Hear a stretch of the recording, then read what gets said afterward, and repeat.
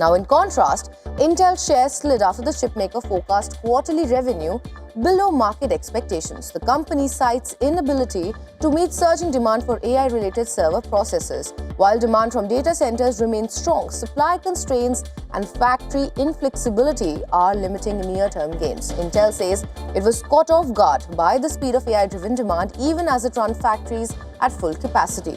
The company's turnaround story remains intact, but analysts note that supply is delaying a full financial recovery. Moving on now, India's private sector began 2026 on a strong footing, with the HSBC Flash Composite Index rising to 59.5 in January, beating expectations. Growth was driven by stronger domestic demand and a pickup in new orders across manufacturing and services. Hiring also resumed, though modestly, after stalling in December last year. While input costs rose to a 4-month highs, firms passed on higher prices, lifting output inflation. Business confidence improved ahead of the February 1st budget, reinforcing expectations of sustained economic momentum. And finally, the Bank of Japan held interest rates steady at 0.75% but raised its growth outlook and inflation forecast. Policymakers said a virtuous cycle of wage and price growth is strengthening, even as a weak yen risks pushing up the import cost. One board member bagged another rate hike, highlighting growing internal momentum. Expectations are that BOJ could raise rates again if inflation pressures continue to build. And that's a wrap from the world of business. Now for the tech updates, it's over to you, Miraj. Well, thank you, Adya. Now, Apple has asked the Delhi High Court to stop the country's antitrust watchdog from seeking its global financial records as part of an investigation into its App Store policies, while it challenges the underlying law's validity. Apple is locked in a high-stakes legal battle with the Competition Commission of India, whose investigation accused the company of abusing its position on its App Store. The US tech giant has said that it fears it could be fined up to $38 billion if the watchdog uses its global turnover to calculate a penalty. Now, according to a Wired report, Google DeepMind is bringing in the CEO and top engineers from voice AI startup Hume AI under a new licensing agreement. Now, the move is what is called an acqui-hire, where Google is going to absorb all the talent rather than buying the company. It's a strategy that has helped big tech avoid regulatory scrutiny. Now, Hume AI will continue operating and supplying its technology to other AI firms, while its core team joins DeepMind to enhance Gemini's voice features. And finally, the clothing and fitness app company Under Armour is investigating claims of a major data breach after a cyber criminal posted millions of customer records on a hacker forum.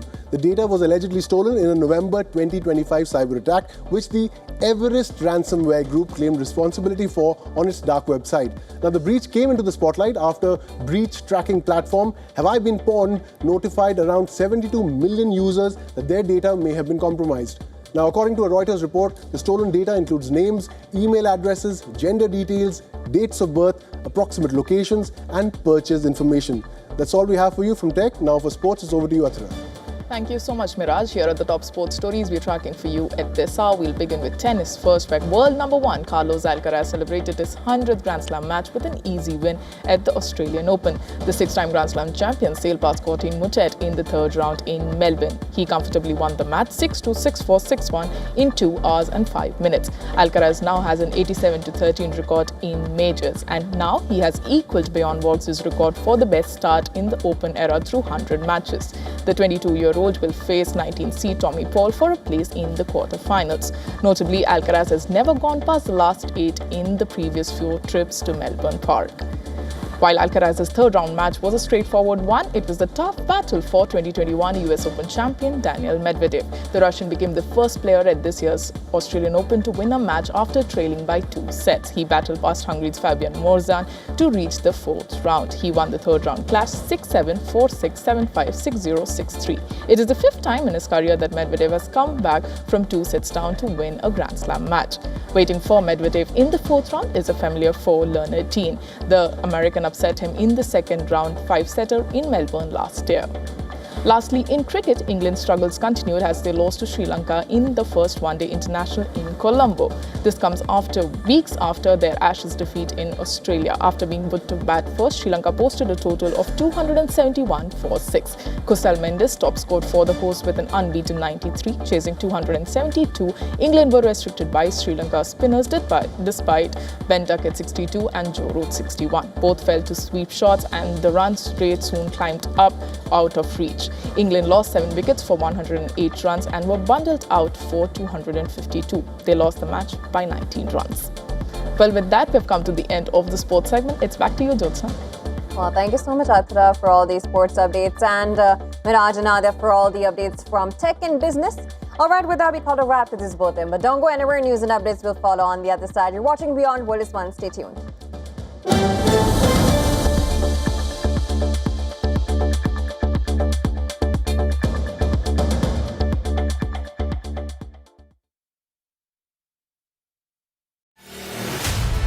The world's most powerful minds gather. Decisions that shape our future are made. From the Swiss Alps to you. The stage is set for the World Economic Forum 2026. A spirit of dialogue. That is what the theme is for World Economic Forum 2026. India has sent its highest number of reps and delegates to the forum. WION deep dives into the significance of what global leaders are deliberating at the World Economic Forum. The coverage features key roundtable discussions every day with top analysts at WION's headquarters. Stay tuned as we break down key themes from the Davos Forum to make it simple and engaging for you, only on WION.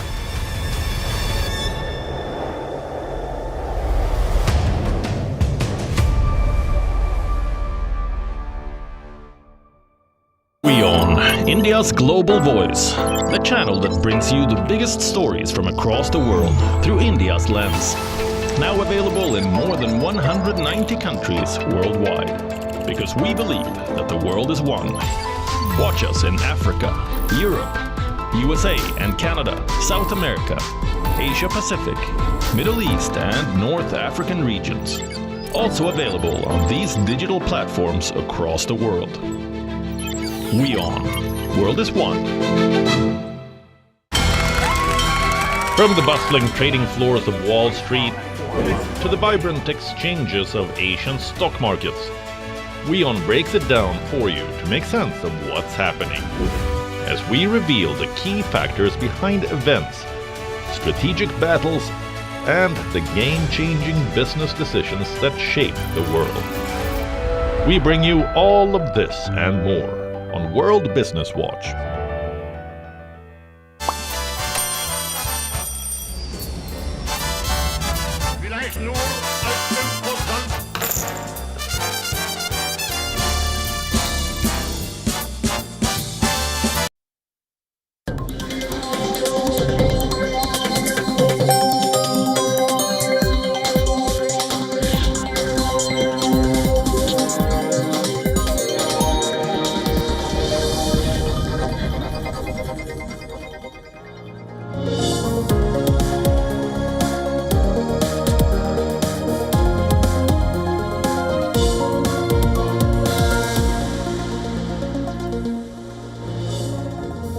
Hello and welcome back. Thanks for staying with us. You're watching Beyond World is Fun. I'm Dosta Kumar. With me is my colleague Rajni. Let's begin with the headlines.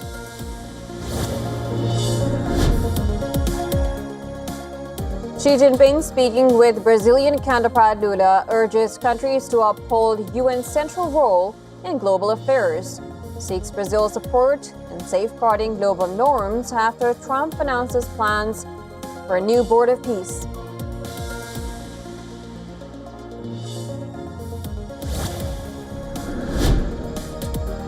Drone attack causes fire at an oil depot in western Russia's Penza. Regional governor reports no casualties. Russian authorities claim at least 12 Ukrainian drones were intercepted overnight.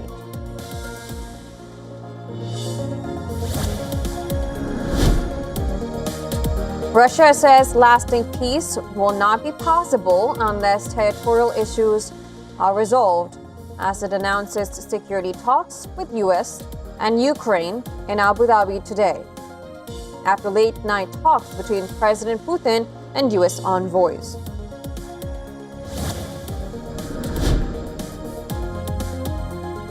Australian police intensify search for the gunman who allegedly killed 2 women and a man in a rural town in New South Wales. The suspect did not have gun license and was on bail for domestic violence offenses.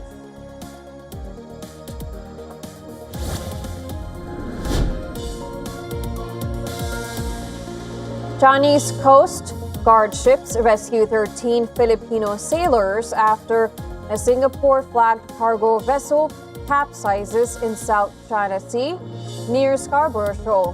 The ship carrying 21 Filipino crew members sent distress signal.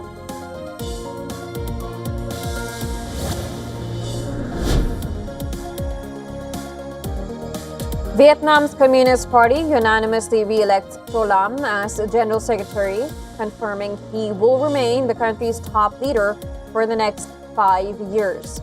Lam has been party chief since mid-2024.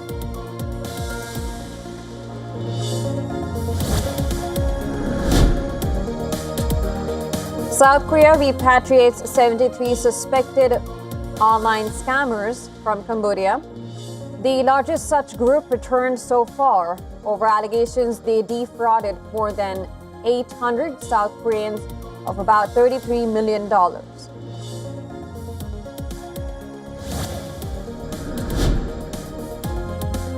China property developer Vanke is facing pressure from dollar bondholders who want a bigger say in upcoming debt talks.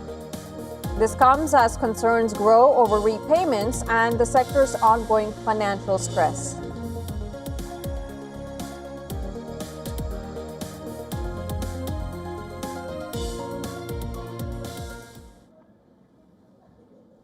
Marking a significant escalation in efforts to end the Ukraine war, the United Arab Emirates will host the first ever trilateral talks between Ukrainian, Russian, and U.S. negotiators.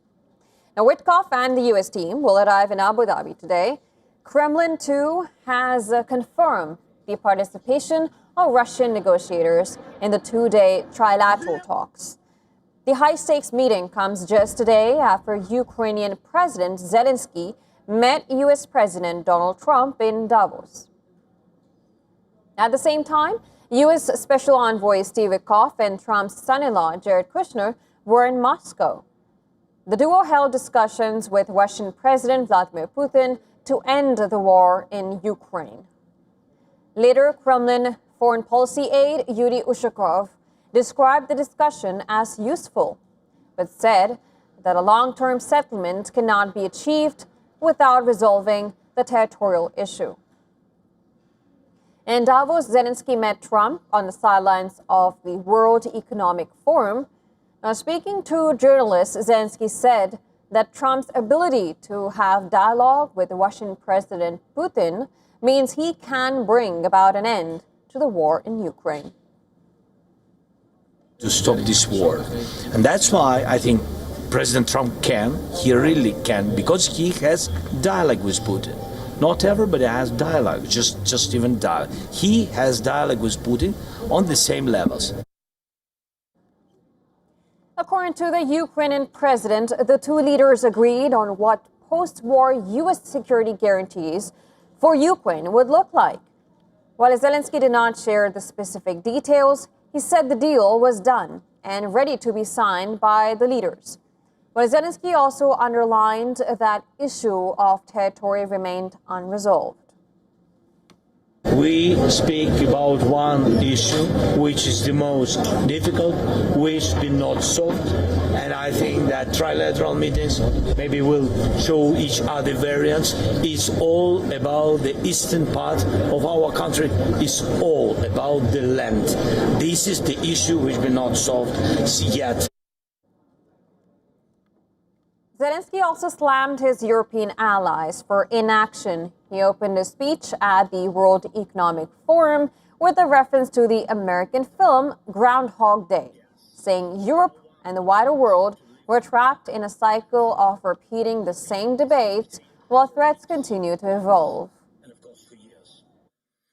Everyone remembers the great American film Groundhog Day with Bill Murray and Andy McDowell. Yes, but no one would want to live like that, repeating the same thing for weeks, months, and of course for years. And yet, that's exactly how we live now. And it's our life.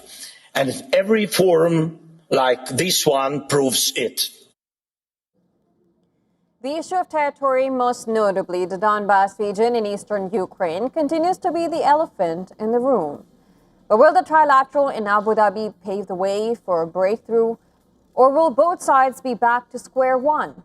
Well, the next 48 hours or so could be crucial in deciding the fate of the war in Ukraine.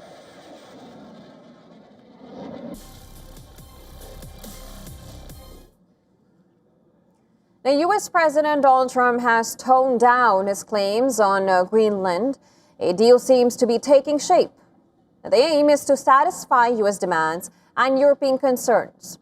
On his way back from Davos, Trump made a bold claim about the deal. He boasted, "We can do anything we want." He declared that at the end of the process, the U.S. can have as many bases and all the equipment that it wants. Really a negotiation, but it's infinity. A time will have this infinity, meaning there is no time limit. It's forever. So you hear about 99 years, 50 years. It's forever. That was discussed. We can do anything we want. We can do military. We can do anything we want, and it's being negotiated. And we'll see what happens. I think it'll be good. Well, not much is known about the details of the deal. Trump also wants to include Greenland in his Golden Dome anti-missile system. Sources say the U.S. and Denmark could renegotiate a 1951 defense pact on Greenland. It also entails stationing of U.S. missiles and mining rights aimed at keeping Chinese interests out and a bolstered NATO presence. As Trump took off for the U.S., European leaders huddled for summit talks in Davos. European Council Chief Antonio Costa vowed the bloc will continue to stand up for its interests and defend itself against any form of coercion. French President Emmanuel Macron insisted a push to unleash the European Union's trade arsenal against the United States played a part, and said Europe remains extremely vigilant.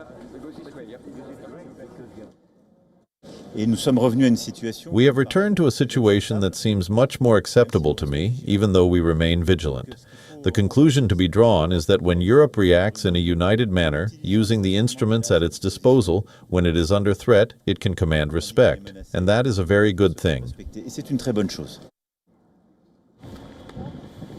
Danish Prime Minister Mette Frederiksen said the matter of Denmark's sovereignty was off the table, but Copenhagen was open to discussing the pact with the United States.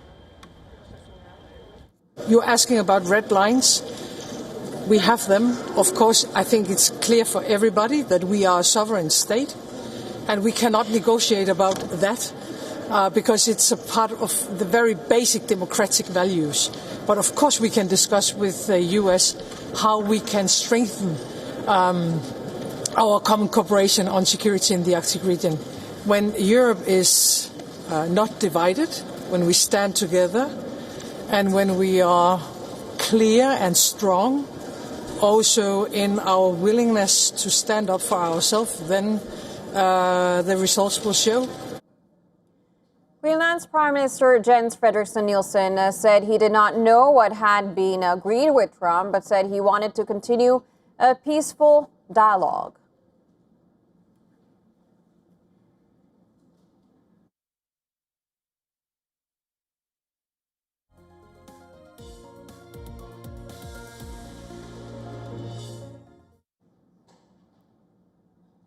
Donald Trump's health is once again in focus. Pictures of Trump's bruised hands are going viral across social media, sparking fresh questions about his health. Now, during his visit to World Economic Forum in Davos, the U.S. president was spotted with visible bruising on both of his hands.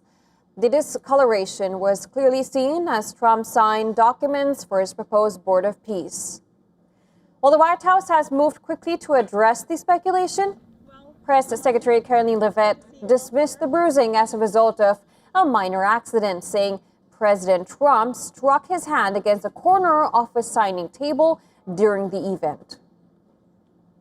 A White House official added that the president is prone to hand bruises because he takes aspirin daily, a medication known to thin the blood and increase bruising. In a recent interview with the Wall Street Journal, President Trump addressed the issue directly. He confirmed that he takes 325 milligrams of aspirin daily, which is 4 times the typical low-dose preventive amount. Now, Trump says he has followed this routine for decades, acknowledging that it makes his skin more prone to bruising and bleeding. Well, Trump admitted that sometimes uses makeup to cover it.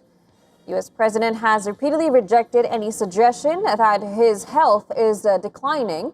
He maintains that he remains in good physical and mental condition and has credited what he describes as strong genetics for his stamina.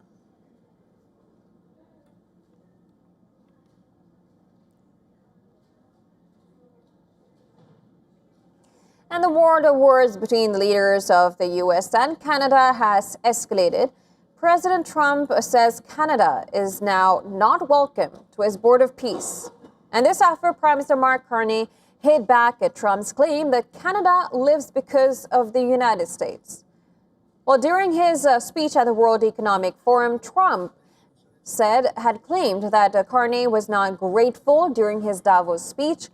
Carney responded in a national address, crediting Canadians for a thriving Canada. Canada lives because of the United States. Remember that, Mark, the next time you make your statements. Because of the United States. Canada thrives because we are Canadian.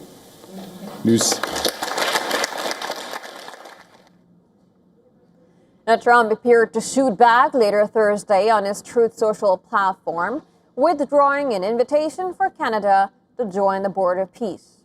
Carney had indicated that he may join the board, but has ruled out paying any money. The board requires a contribution of $1 billion to become a permanent member. Carney's speech at Davos had made headlines. He had said that Canada was not under any illusions about the precarious state of global relations. Carney warned that rule-based global order was fading.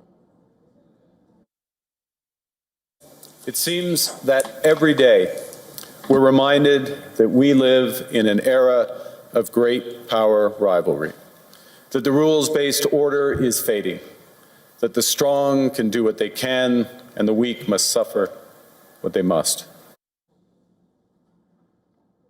In Carney's latest speech aimed at a domestic audience, he said that Canada should serve as a model in an era of democratic decline. First is to be a bastion, the second is to be a beacon. Now, Canada can't solve all the world's problems, but we can show that another way is possible, that the arc of history isn't destined to be warped towards authoritarianism and exclusion. It can still bend towards progress and justice. Trump has repeatedly threatened to annex Canada, and this week posted an image on social media of a map with Canada, as well as Greenland and Venezuela, covered by the American flag.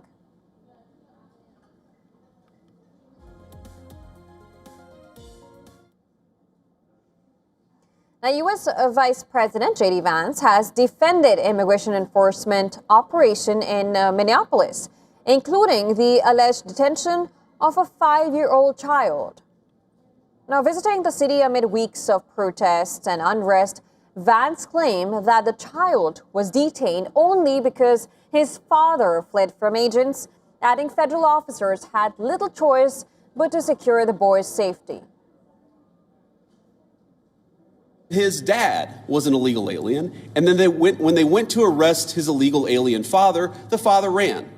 So the story is that ICE detained a 5-year-old. Well, what are they supposed to do? Are they supposed to let a 5-year-old child freeze to death? Are they not supposed to arrest an illegal alien in the United States of America? He further voiced strong support for law enforcement in Minneapolis and blamed far-left opposition for the chaos surrounding deportation efforts. He also added that efforts to enforce U.S. immigration laws have been undermined by activists and local officials who refuse to cooperate. Minneapolis Mayor Jacob Frey sharply rebuked Vance's statement. He said that what is happening in the city is not an immigration crackdown, but a political retaliation. He further added that people are being detained exclusively based on what they look like. He's only been here for 2 hours, whereas we in this city have been working through these issues and this chaos for the last several weeks. Peace is not spraying irritants and chemicals at peaceful protesters. It's not detaining a 5-year-old. It's not dragging a pregnant woman through the streets. You achieve peace by working directly with communities. The lawyer defending the family of the 5-year-old boy who was detained by federal agents condemned the handling of the case and questioned the justification behind child's detainment, adding that the action is unjustifiable.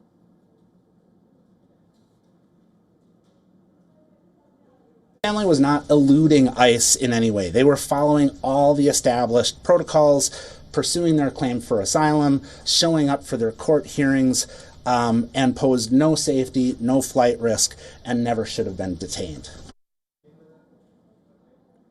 Meanwhile, a video has emerged from Minneapolis that showed teenagers crashing a car as they attempt to escape federal agents.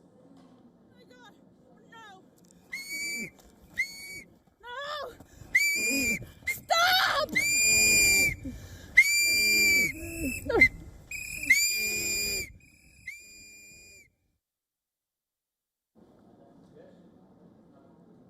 White House is also facing backlash after it posted a digitally altered image of a Minnesota protester on X. A picture appeared to show her crying during her arrest. Officials later acknowledged that the picture had been doctored.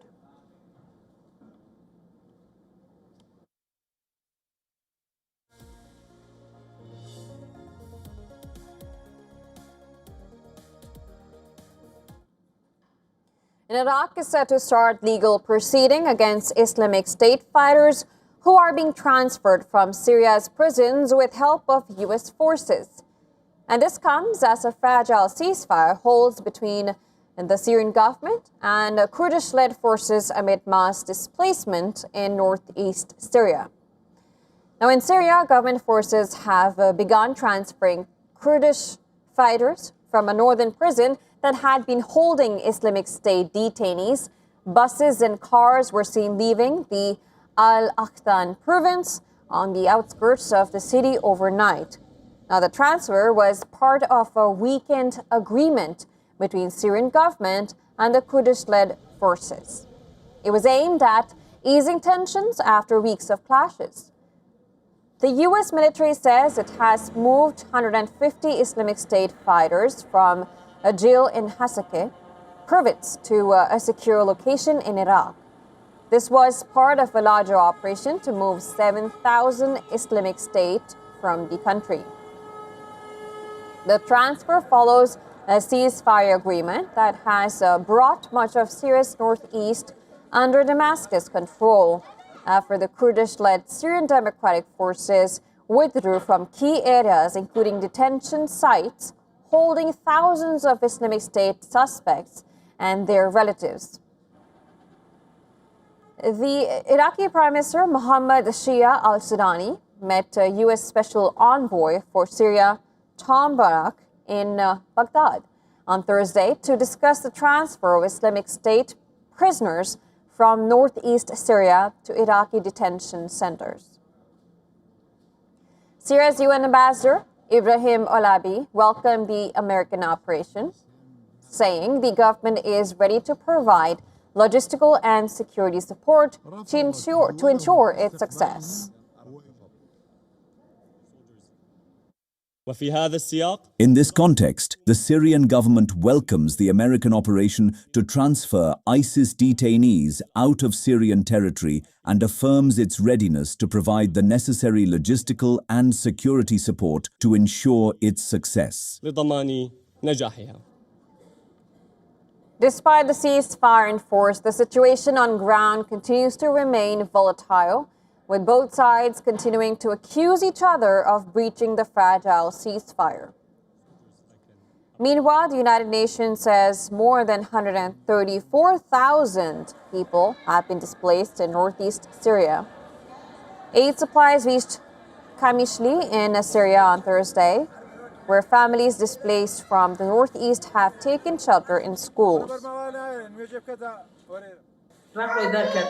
We left Raqqa with difficulty. We didn't have a car, and our children are young. The weather was very cold. We faced many hardships until we reached Kamishli. Our car broke down on the road, and our children stayed out in the rain. All of our children became sick because of the rain.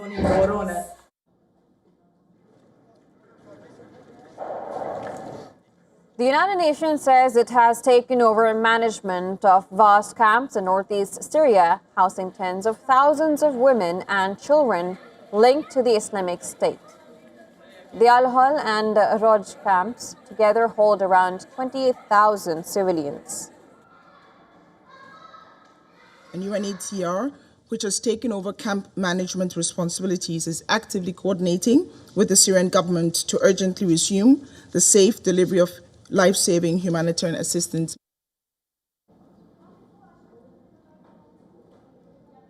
In just 3 days, the number of internally displaced people surged from 5,725 on Sunday to more than 134,000 in the last 3 days. According to reports, more than 41,000 people in collective shelters in Hasake province urgently need food, mattresses, and blankets. While in Aleppo province's Ain al-Arab, more than 1,600 people have fled. Displaced families are heading into Kurdish-held enclaves as government forces continue their advance, taking control of Raqqa and Deir ez-Zor after pushing Kurdish fighters from parts of Aleppo earlier this month. Iraq has stepped up security along its border with Syria, deploying hundreds of military vehicles and personnel along the frontier in the northern province of Sinjar.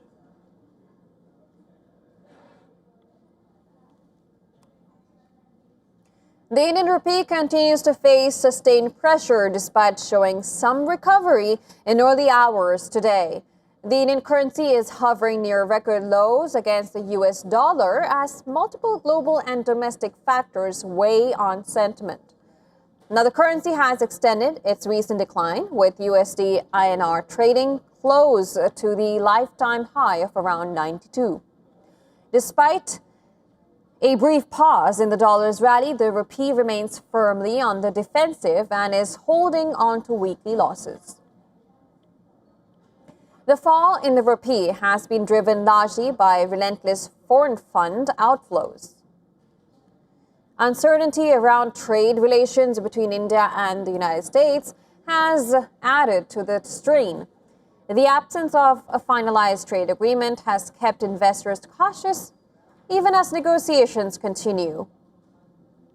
Global risk sentiment has also been volatile due to shifting U.S. trade policies and geopolitical developments, which tend to favor the US dollar as a safe haven currency at the expense of emerging market units like the rupee. Strength in the US dollar earlier in the week further compounded the rupee's weakness.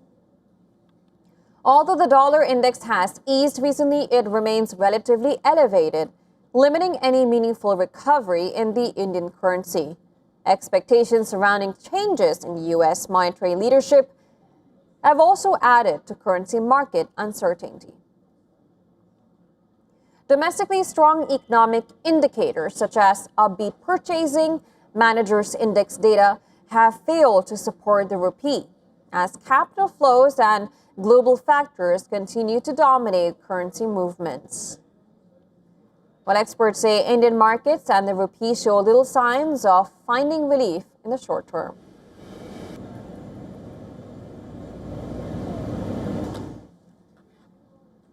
And that's all in this bulletin. Don't go anywhere. News and updates will follow on the other side. You're watching WION The World is One. Stay tuned.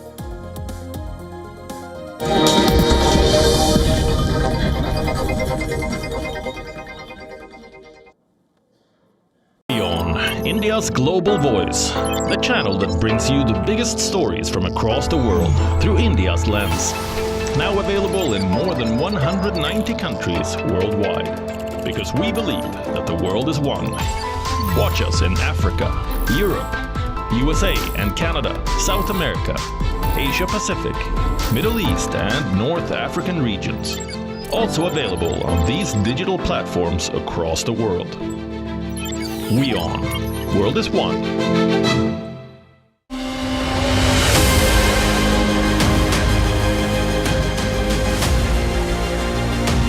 This is our brand new edition of South India, a daily dynamic show that will capture the pulse of the southern Indian state. By blending special stories of the day, breaking alerts and cultural vignettes. From the 7 days.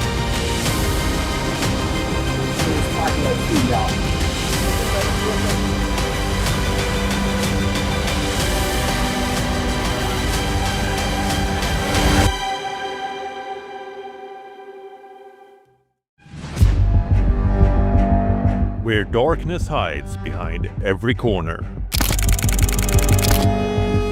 Where the truth is stranger than fiction.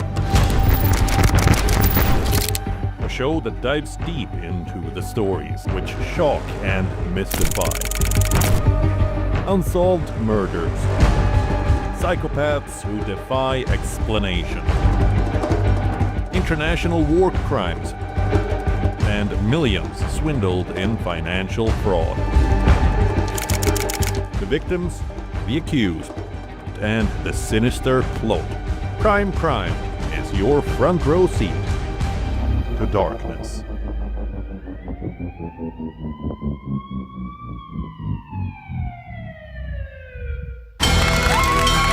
From the bustling trading floors of Wall Street to the vibrant exchanges of Asian stock markets, WION breaks it down for you to make sense of what's happening, as we reveal the key factors behind events, strategic battles, and the game-changing business decisions that shape the world. We bring you all of this and more on World Business Watch.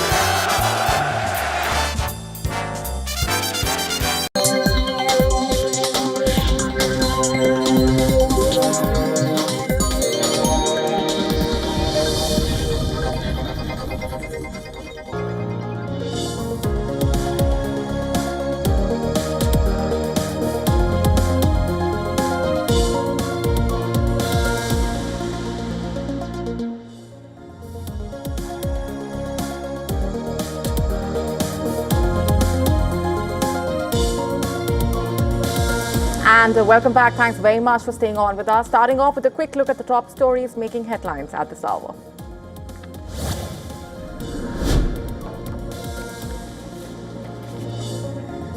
Ukrainian President Volodymyr Zelensky says negotiating teams from Washington, Moscow and Kiev would discuss territorial control of Ukraine's eastern Donbas region at the talks scheduled for later today.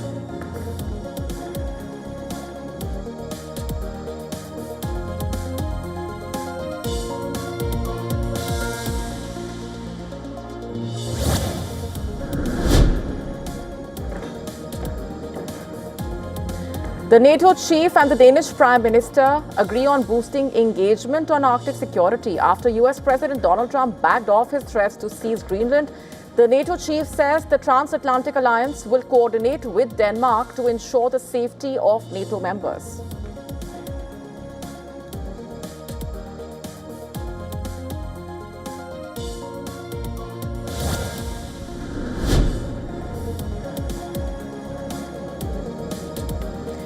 The Spanish Prime Minister says his country will not take part in the Board of Peace initiative launched by US President Donald Trump to tackle global conflicts. He adds that the Board of Peace lies outside the framework of the United Nations and did not include the Palestinian Authority.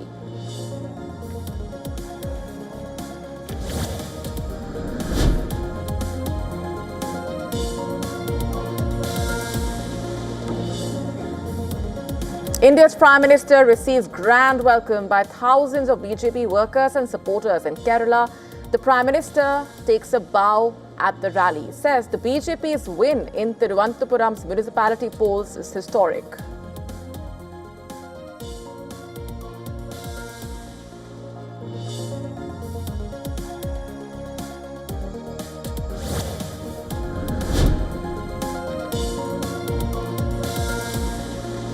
The Indian currency hits a lifetime low on Friday. The rupee slid to 91.95 per US dollar and is now down more than 1% this week.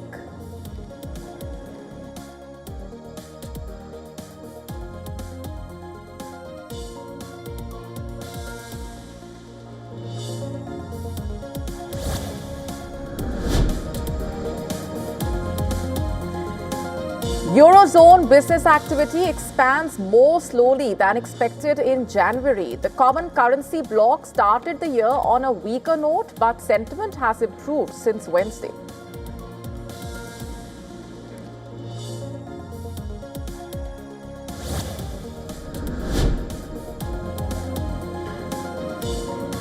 World number 3 kickoff overcomes a poor start against fellow American to reach the 4th round of the Australian Open.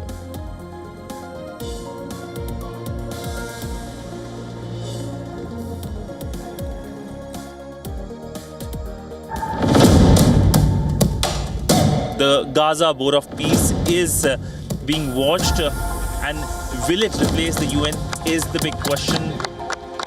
Everybody wants to have the war end. Peace between Russia and Ukraine is down to one issue.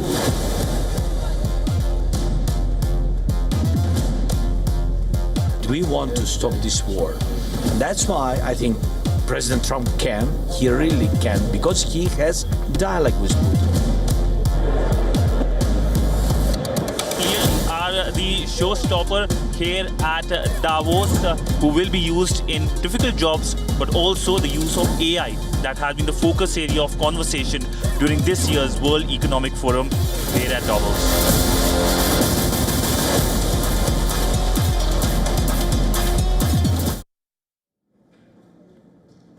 US President Donald Trump has unveiled his Board of Peace initiative. Trump has hailed it as a platform to solve global conflicts. Critics, however, claim it is Trump's latest ball to the established world order, a wrecking ball. In Europe, alarm bells are ringing. European leaders have serious doubts about the scope of the board, but they are ready to work with the US and the newly founded body in Gaza. We have serious doubts about a number of elements in the Charter of the Board of Peace related to its scope, its governance, and its compatibility with the United Nations Charter.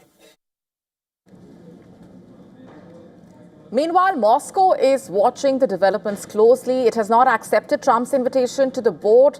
The Russian president has pushed a key demand: use frozen Russian assets to pay for permanent membership. A permanent membership of the board costs $1 billion.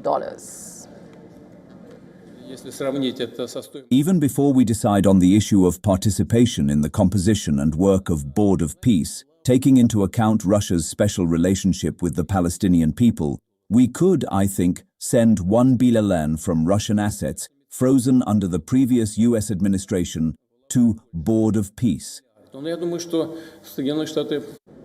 Now, it must be remembered that Europe has been pushing to use these funds as leverage against Russia, but Trump seems to be okay with it as long as Putin was using his own money. I don't know about that. I mean, I've heard that. But who said that? Yeah, it's very interesting. But he said he's going to use his money. If he's using his money, I think that's fine.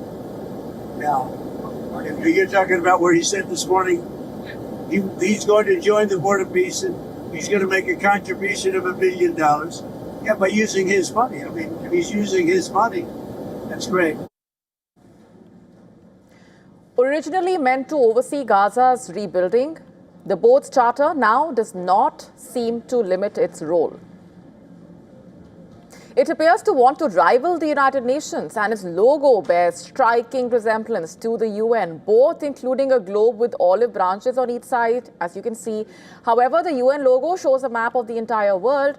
On the other hand, North America takes center stage in the Board of Peace's logo. And in true Trump style, the logo is all in gold.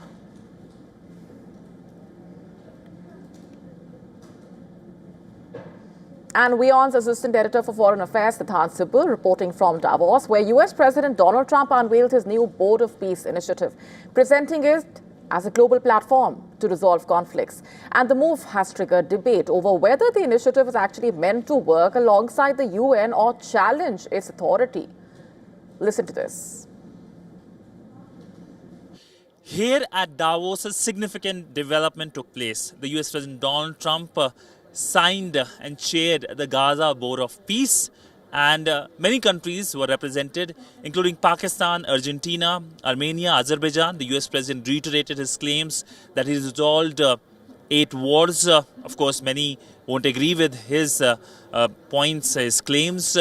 But one thing is for certain, that this Board of Peace is being carefully watched.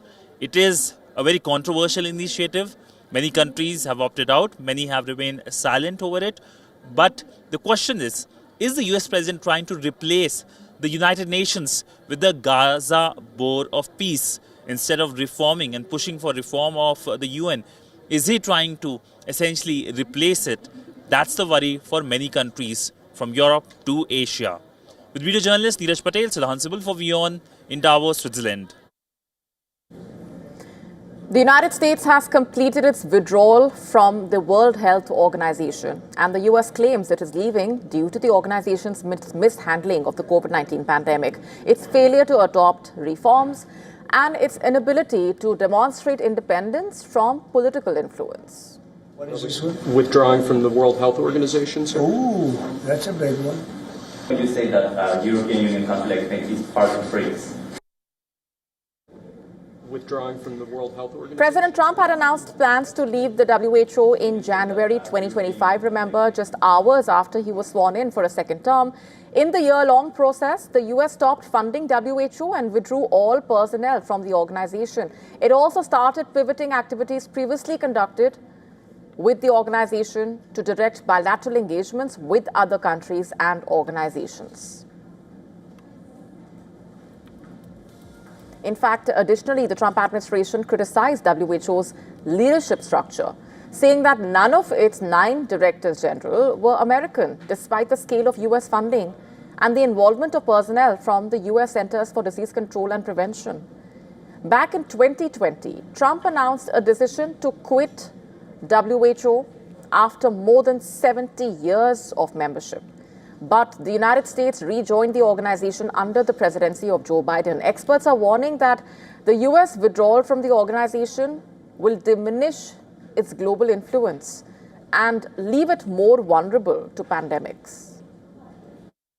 Global health is national policy and national security. It's a national security issue because the World Health Organization is critical for disease surveillance, things like updating vaccine standards, sharing data. And without that, the United States is vulnerable. We're vulnerable to pandemics. We're vulnerable to infectious diseases that can surge here in America. Since assuming office last January, Trump has signed a memorandum directing his country's withdrawal from 66 international organizations, which, according to him, no longer serve American interests. These organizations include 31 UN entities and 35 non-UN organizations. The WHO warning that the Trump administration's decision to withdraw from the UN Health Agency will be dangerous for the US and the rest of the world. I hope the US will reconsider its decision and rejoin WHO. That's what I wish. The reason I'm saying this is withdrawal from WHO is a lose for the United States, and it's also a lose for the rest of the world. I also believe that when I say lose-lose, it also makes the US unsafe, the withdrawal, and makes the rest of the world unsafe. Meanwhile, Venezuela's acting leader reportedly assured the US of cooperation before it launched an operation to capture Nicolas Maduro. A new report claiming that Rodriguez and her influential brother reportedly secretly signaled to the US and Qatari officials that they would welcome Maduro's departure. A Guardian report citing at least 4 sources with direct knowledge of high-level discussions said that the assurances were conveyed through intermediaries, reportedly. Rodriguez, remember, was sworn in on the 5th of January as acting president following Maduro's removal. The reports adding that contacts continued after a pivotal phone call between President Trump and Maduro in late November. During that call, Trump reportedly had insisted Maduro leave the country. Maduro rejected the demand. Meanwhile, Venezuela's National Assembly has approved in an initial vote a sweeping reform of the country's hydrocarbons law. The proposal basically would introduce a new contract model allowing foreign and domestic companies to operate oil fields independently, market production, and receive revenue from sales.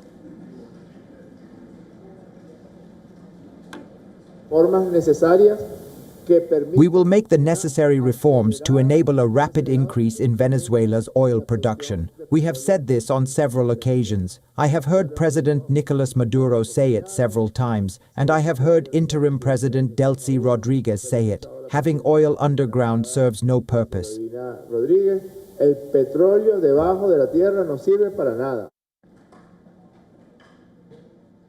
A second debate and vote in the National Assembly are required before final approval. The reform is expected to pave the way for the return of U.S. energy companies, a key demand of President Trump.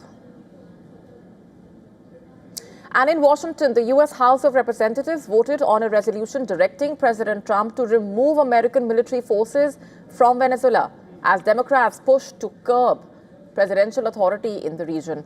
And back in Caracas, the health sector workers marched through the capital to protest Maduro's detention and demanding his release.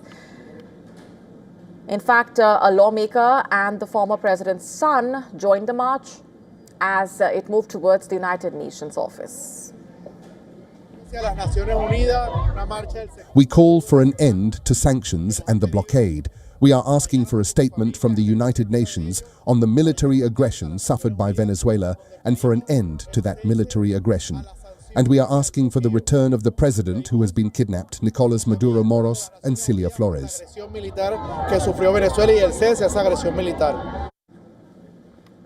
Venezuelan authorities claim Maduro was kidnapped during the operation, which they say killed at least 100 people, including 47 members of the Venezuelan military. Maduro is accused by U.S. authorities of overseeing a cocaine trafficking network linked to international drug cartels and faces multiple charges, including narco-terrorism and conspiracy to import cocaine. In fact, he has consistently denied the allegations.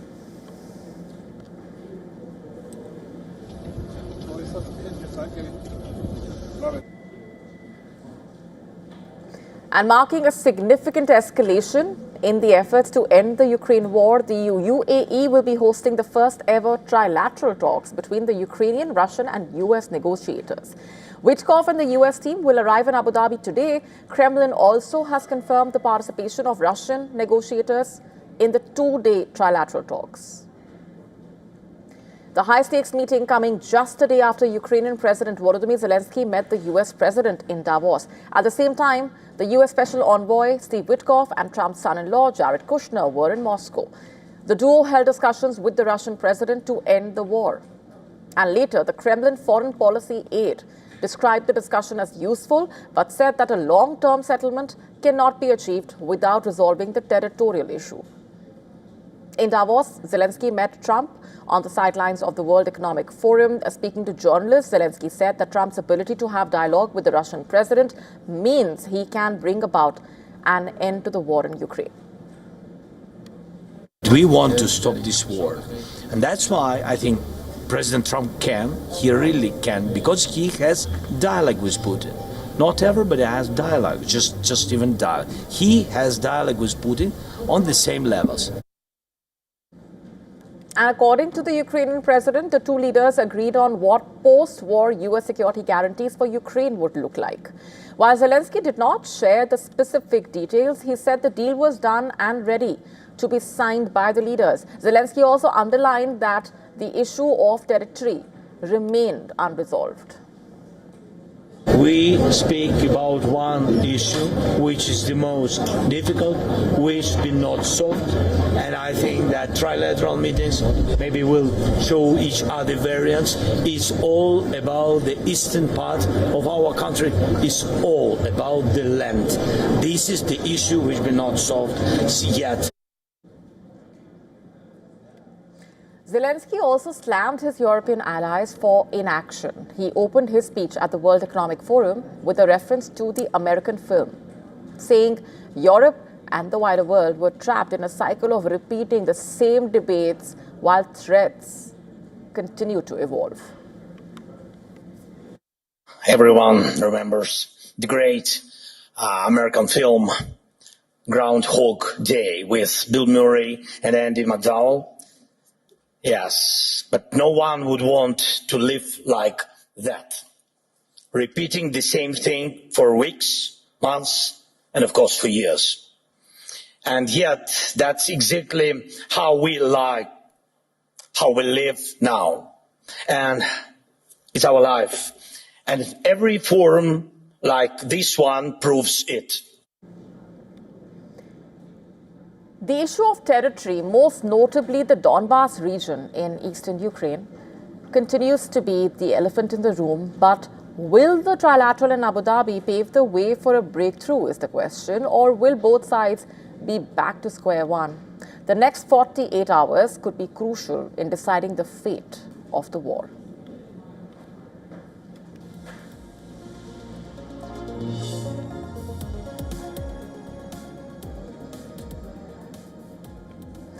In Delhi, a full dress rehearsal of the Republic Day Parade was held. Despite early morning rainfall and thunderstorms across Delhi NCR, large numbers of spectators turned up to witness the event. A prolonged dry spell of winter weather came to an end as the capital received its first rain of the year, with light to moderate showers reported across Delhi. The parade commenced from Vijay Chowk and concluded at the Red Fort. As stated by the Ministry of Home Affairs, entry to the designated seating enclosures along Kartavya Path was regulated through e-invitations and admit cards issued by the Ministry of Defence. In fact, approximately 10,000 seats were arranged for spectators, and a total of 30 tableaux rolled down Kartavya Path during the 77th Republic Day Parade held on the 26th of January. These included 17 tableaux representing states and union territories and 13 from various ministries, departments and services. The Department of Military Affairs presented the Tri-Services tableau, titled Operation Sindoor, showcasing operational jointness and the achievements of India's armed forces. The Ministry of Culture's tableau portrayed the spirit of the nation under the theme Vande Mataram. The Ministry of Education, meanwhile, displayed key initiatives under the National Education Policy 2020, focused on aligning India's school education system with global standards and advancing the vision of a Viksit Bharat.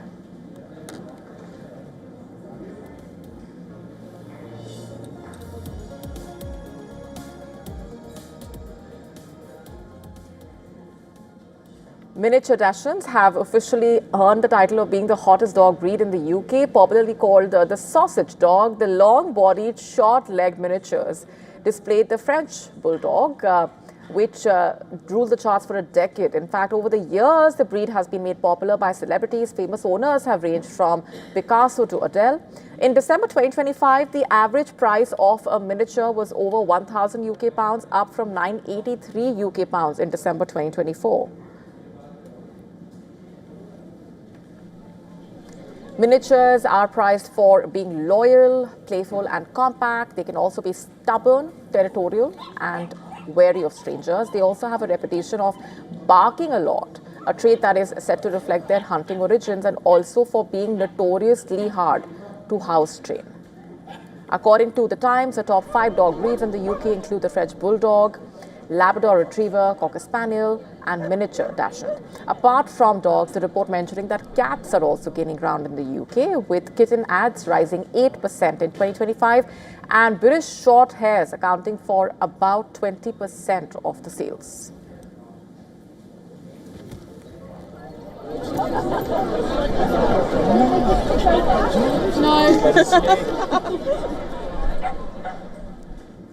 Global markets bounced back from the weekly lows after Donald Trump stepped back from the tariff threats linked to Greenland. European stocks gained over 1%, Asia rallied and South Korea's index crossed 5,000 as investor risk appetite returned. Our next report telling you more.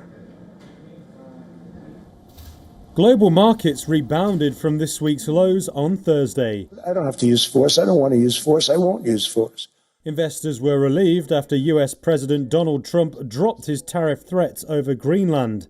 He also ruled out seizing the autonomous Danish territory from an ally by force. Trump said he withdrew the tariff threat after a meeting with NATO Secretary General Mark Rutte. Trump added they agreed on the framework of a deal for Greenland's future. There were few details on the agreement, but Trump's comments were enough to boost risk appetite among investors. The dollar was steady, gold softer, and stocks slightly recovered after the update. The Pan-European Stock 600 climbed over 1% in early trade. It rose after trade war worries had knocked close to 2% off the benchmark earlier in the week. However, market watchers urged investors to stay wary as they believe tariff threats could become a more normalised negotiating tactic. Elsewhere, MSCI's broadest index of Asia-Pacific shares outside Japan went up 1%, while chipmaker gains in South Korea pushed the Kospi above 5,000 points for the first time. The Golden Raspberry Awards, better known as the Razzies, are gearing up for their 46th edition, the annual Oscar spoof, shining the spotlight on what voters consider Hollywood's worst films and performances. And this year's ceremony is scheduled for the 14th of March, just one day before the Oscars. The Razzies are decided by votes from members of the Golden Raspberry Foundation. In fact, the nominations were announced on the 21st of January. Leading the pack this year, Disney's live-action Snow White and the remake War of the Worlds, which tied with 6 nominations each, marking Hollywood's annual reckoning with its biggest misfire. Disney's Snow White, a 2025 reimagining of the 1937 animated classic, landed a Worst Picture nomination along with nods for Worst Remake, Director and Screenplay. The film stars the main characters Snow White and Gal Gadot as the evil queen. Matching Snow White is War of the Worlds, the 2025 sci-fi remake starring Ice Cube and Eva Longoria, and based on H.G. Wells' novel, picked up 6 nods, including Worst Picture, Actor, Director, Screenplay, Remake, and Screen Combo. Other films in the spotlight, including the psychological thriller Hurry Up Tomorrow, sci-fi outing Star Trek Section 31, and action-adventure The Electric State, featuring Stranger Things star. According to reports, voting is conducted by more than 1,100 members across the US and nearly 24 other countries. They are all part of the Golden Raspberry Foundation, made up of film critics and industry experts.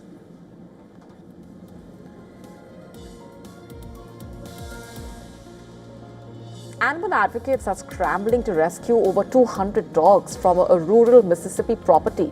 before a massive winter storm is expected to hit on Friday. Volunteers expected and described the scene as horrific, with the dogs living in filth and some skeletal remains found on the property. Rescue organizations are working around the clock to place the animals in foster homes and shelters. We're leaving you with this. Thanks for watching.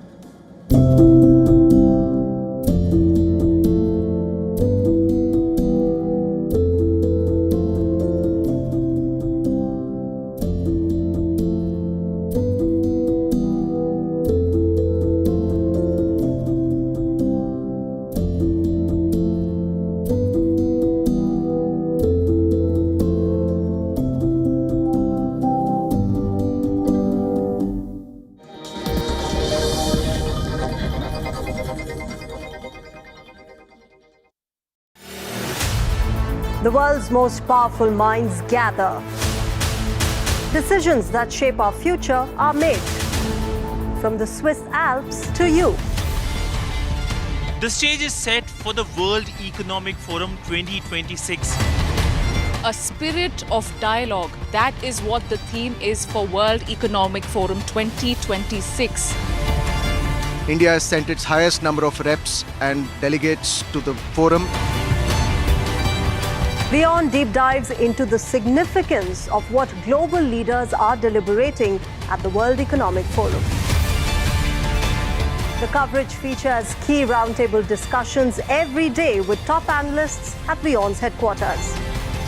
Stay tuned as we break down key themes from the Davos Forum to make it simple and engaging for you, only on WION.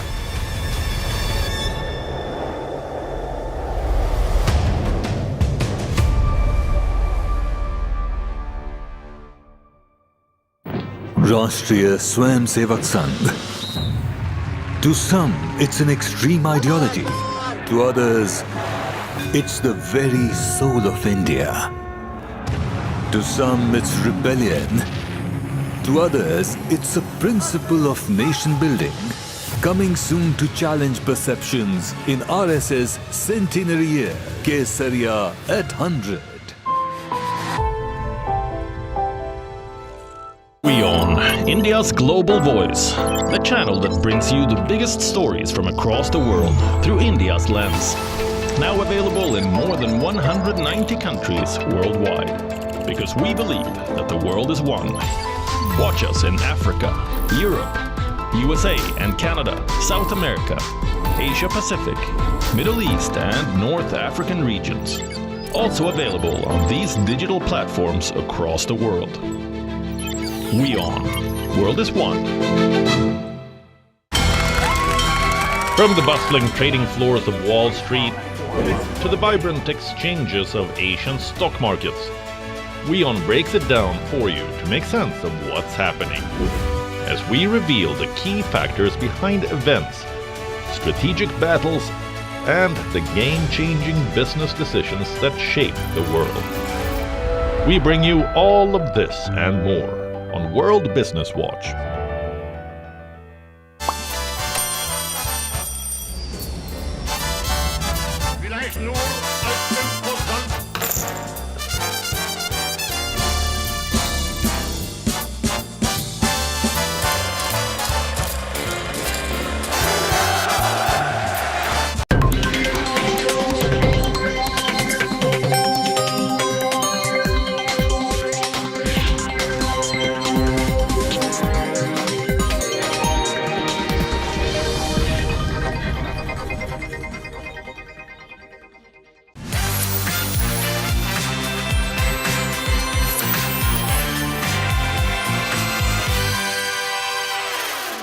Hello and welcome to a brand new episode of WION Club. I'm your host Diksha Bisla.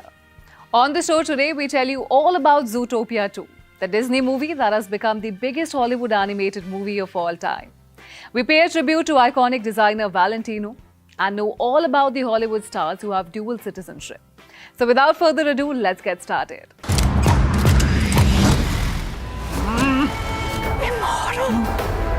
Dangerous experiment.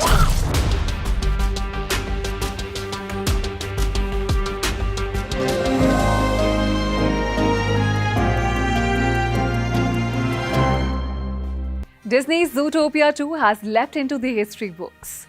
The animated sequel is now officially Hollywood's highest-grossing animated film of all time, raking in a massive $1.7 billion globally. With this, the film edges past Disney's own Inside Out 2 from 2024, which stood at $1.69 billion, making Zootopia 2 the undisputed king of the animated box office. Hugs and Wild in pursuit of suspect. Back off, rookies! We got him. Rolling spikes! What are you, Judy? Sorry, could you show me that clip again? Wasn't wearing my glasses. Judy Hopps and Nick Wilde are back on the beat, and this time they're chasing a brand new mystery. No snake. The sequel unfolds with the arrival of a mysterious new character, Gary the Snake, throwing the city of Zootopia into chaos, landing nearly a decade after the original. We're gonna crack this case and prove we're the greatest partners of all time! Yeah! If you want to talk to a reptile, I am your gal. Zootopia 2 has clearly struck a chord with audiences worldwide. The sequel is helmed by Jared Bush and Byron Howard, the original filmmakers who once again bring Zootopia's vibrant world to life. So warm. Whoops. The blockbuster run doesn't stop there. Zootopia 2 is now the 9th highest-grossing film of all times globally, even surpassing juggernauts like Mufasa, The Lion King, and Jurassic World Rebirth. However, on the global animated front, China's Ne Zha 2 still holds the overall crown with a staggering $2.25 billion worldwide haul. The Zootopia franchise is built around a city of anthropomorphic animals, using humor and heart to explore deeper themes like prejudice, coexistence, and social bias. The first film, released in 2016, followed a rookie cop and a sly con artist as they uncovered a citywide conspiracy involving missing predators. That film earned $1.24 billion worldwide, cementing Zootopia as a cultural phenomenon. While Zootopia 2 continues that legacy, Disney is yet to officially announce a third installment. Immortal. A demon. You are my son. Among the biggest animated blockbusters of 2025, China's Ne Zha 2 sits firmly at the top. Mom! You must be brave and walk your own path. Continuing from the first film's cliffhanger, the sequel dives deeper into themes of identity, destiny, and friendship, as Ne Zha and Ao Bing share one body while facing divine trials and powerful enemies. We have apprehended a dangerous experiment. Where is he? He escaped. He's trying to find the police cruisers. Next on the list is Disney's live-action Lilo and Stitch, which has crossed $1 billion globally. The film retells the beloved story of Lilo and her chaotic alien companion Stitch, while expanding on family dynamics, community, and the meaning of Ohana, all while staying true to the emotional core of the original. What the hell? Don't worry! I'm gonna cushion our fall with this water bucket! Release!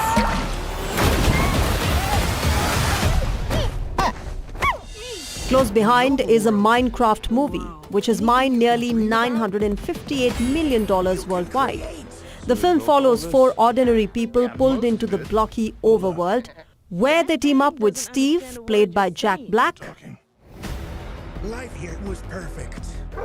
Until one day, flint and steel, we came across the Nether. To battle evil forces and save both their world and the Minecraft universe, celebrating creativity, survival, and teamwork. This beautiful world and everything in it will wither and die.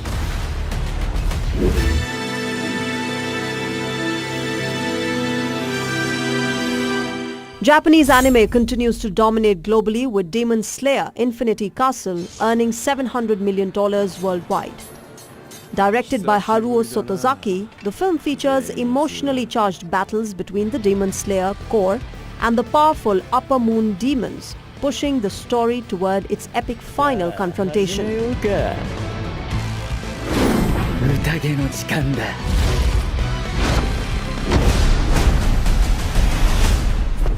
Showtime. Oh, baby! It's the bad guys! Rounding out the list is The Bad Guys 2, which collected $239 million globally. I am never driving another car ever again! Directed by Pierre Perifel, the sequel sees the reformed Animal Haste crew forced back into crime after being blackmailed by a new all-female gang, testing whether they can truly stay good.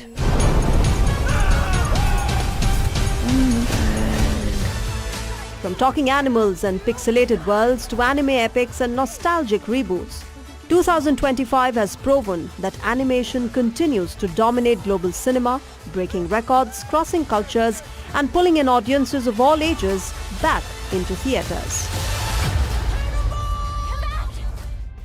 The nominations for the 98th Academy Awards are out and how. While the ceremony will be held in March, actors Danielle Brooks and Louis Pullman have now revealed the front-runners for the Oscars. Take a look. At a ceremony held in the Academy's Samuel Goldwyn Theatre, actors Danielle Brooks and Louis Pullman revealed the frontrunners for Oscars this year. And in a twist of sorts, Sinners emerged as the major frontrunner.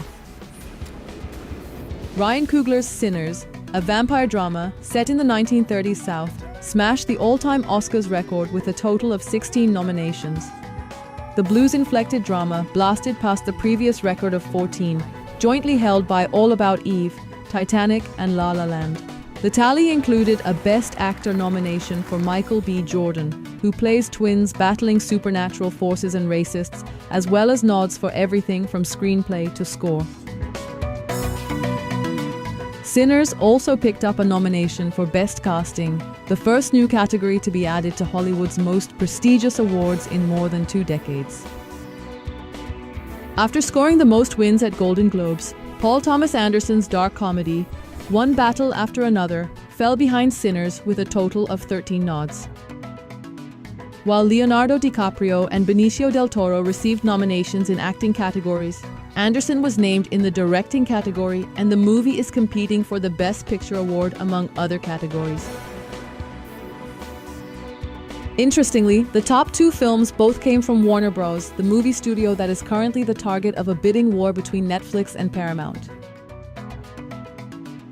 Guillermo del Toro's Frankenstein was named in 9 categories. Apart from cinematography and costume design, the movie is also amongst the top 10 in competition for the Best Picture award. Standing tall with Frankenstein is sentimental value. After its massive success in the film festival circuit, including the Grand Prix prize at Cannes, the Norwegian family drama has cemented its position as an award season favorite. Apart from sentimental value, the top contenders in the Best International Feature Film category include The Secret Agent, No Other Choice, The Voice of Hind Rajab, It Was Just an Accident, and Sirat. But for Indian cinephiles, all eyes were on Homebound. Directed by Neeraj Gaiwan, the movie starring Ishan Khatter, Vishal Jethwa and Janhvi Kapoor failed to secure a nomination in the Best International Feature Film category. Meanwhile, Indian-American filmmaker Geeta Ganbhir earned 2 Oscar nominations for her short, The Devil is Busy, in the Best Documentary, Short category, and The Perfect Neighbor in the Best Documentary Feature segment. Ganbhir and Crystalline Hampton have co-directed The Devil is Busy. Amongst the nominations in the Best Documentary Feature Film category was Mr. Nobody Against Putin, a documentary film directed by David Borenstein. The documentary sees a Russian teacher secretly documenting his small-town school's transformation during the Russia-Ukraine war. You want to go hustling again? Marty Supreme, that got Timothée Chalamet his first Golden Globe, also secured a total of 9 nods. Meanwhile, Hamnet, a speculative drama about William and Agnes Shakespeare based on Maggie O'Farrell's bestseller, was named in 8 categories, including costume design, directing, and Best Picture. The 2026 Oscars ceremony will be held on March 15th and will witness the return of Conan O'Brien as the host. While it remains to be seen who will clinch the most number of Oscars, the excitement is on an all-time high. January, the first month of the year, comes with new hopes and promises. But in showbiz, it's referred to as a dump month. Confused? Well, find out why in our next story. You might have seen the month of December being packed with back-to-back releases. But come January, and the number of film releases starts to go down. Wondering why? Well, it's not a coincidence that every year, January does not offer many new releases. It's actually a release strategy that many film studios swear by.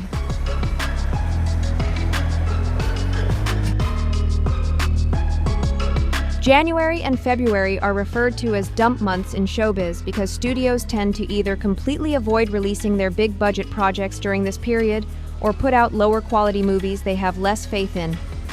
It's essentially done keeping in mind the low audience interest. Often in the post-holiday season, viewers try to hold back from spending since they are already recovering from the holiday expenditure. More so, many are also trying to return to routine during this period. A key reason why experts believe that these months offer poor box office potential is that even the most ardent cinephiles are focused on award contenders. While the Golden Globes often dominates the media in January, the Academy Awards take over in February and March. This essentially pulls the focus away from new releases and creates recency bias for movies released closer to the awards. But that's not all. The studios also hold on to their best films for more profitable slots and release many high-potential films before the 31st December eligibility cutoff as Oscar bait, leaving fewer promising films for the starting months of the year. As a result, the ticket windows are occupied by the final releases of the previous year. In simpler terms, it's a chicken and egg cycle where bad releases reinforce low attendance. Poor quality films and movies that are hard to market. It's also to be noted that over the years, the dump month has witnessed a resurgence. After a very low 2021, due to the impact of COVID-19 pandemic, January 2022 saw huge percentage gains, followed by strong 2023, showing recovery. It now remains to be seen how January 2026 fares at the box office.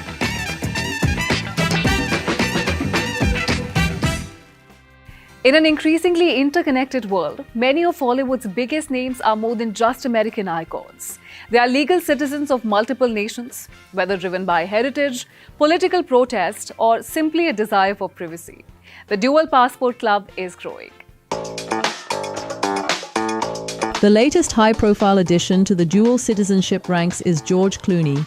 In late December 2025, official government records in France confirmed that the Academy Award-winning actor, along with his wife Amal Clooney and their twins, Ella and Alexander, have been granted French citizenship.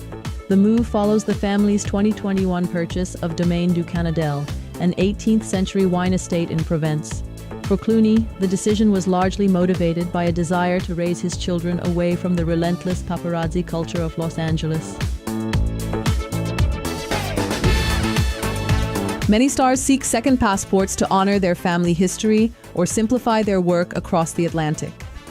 In 2011, Spider-Man star Kirsten Dunst became a German citizen.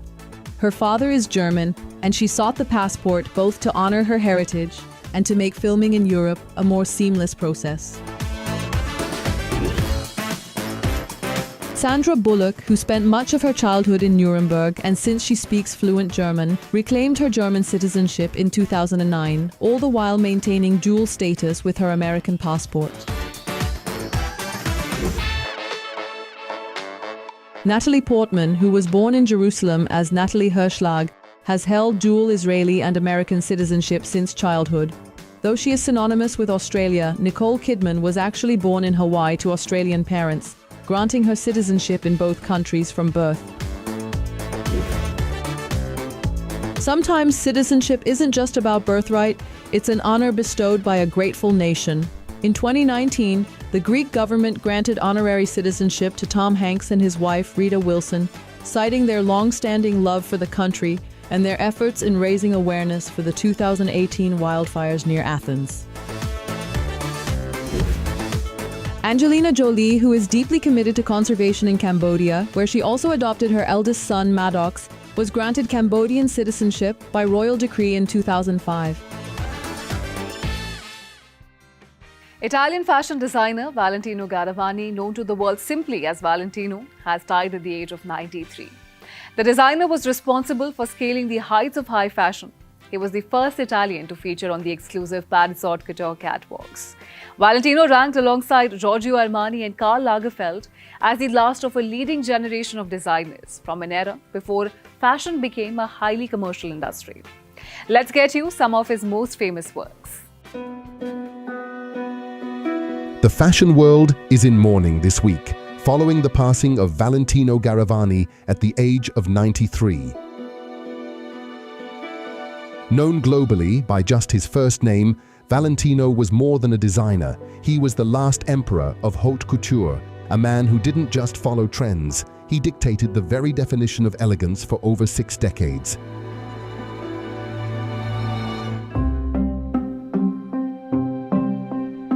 In 1959, when he launched his first collection in Rome, he debuted the Fiesta dress, a strapless, mid-length tulle cocktail gown in a proprietary shade of poppy red. This wasn't just a color, it was a formula that is now trademarked as Valentino Red. It became his signature, a symbol of power and femininity that appeared in every single collection he ever designed. Valentino's legacy is perhaps most visible on the steps of the stage of Academy Awards.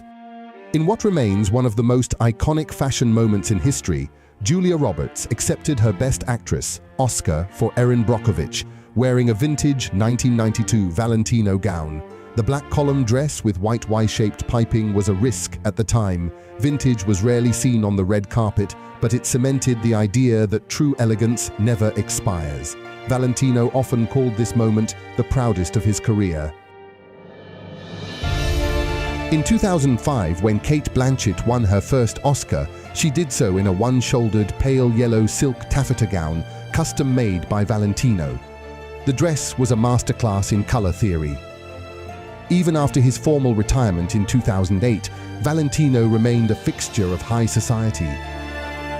Mr. Valentino, what a great impression and legacy that he had on fashion, as well as the country that he represents. So, yeah, sad news. Very sad. He was one of the, I think, the most iconic designers, a very important designer. I think without him, we would not be anywhere close at all near where we are today with fashion. So, very sad day for fashion. Over the years, his influence was a bridge between the golden age of Hollywood and the modern era of luxury.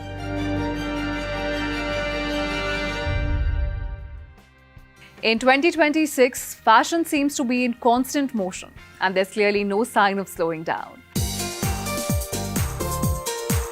Fashion often reflects what is going on in the world, and at the recently concluded Milan Fashion Week, the front row chatter went beyond the traditional silhouettes.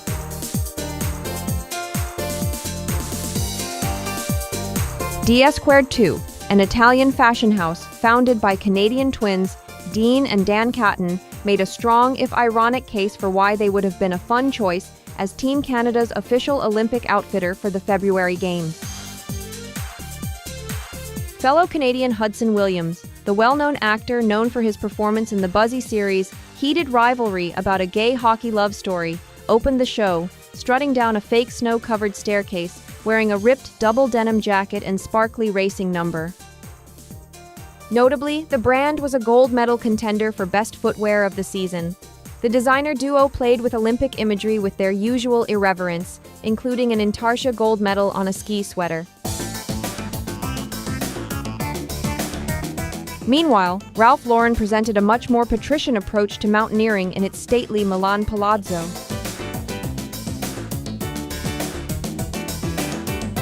The collection focused on colorful geometric print knits, cozy fleece jackets layered with puffers and flannel.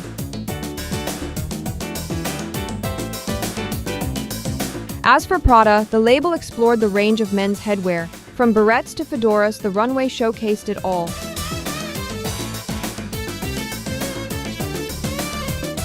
What also stood out at the week was jewelry. It became a central highlight for men's wardrobes.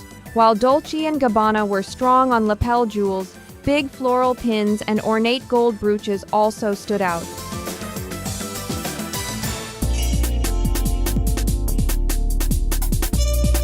From Canadian designer duo's tribute to the Games to Armani's parade of Italia's uniforms and Ralph Lauren's star-studded event, the Milan Fashion Week had it all and how.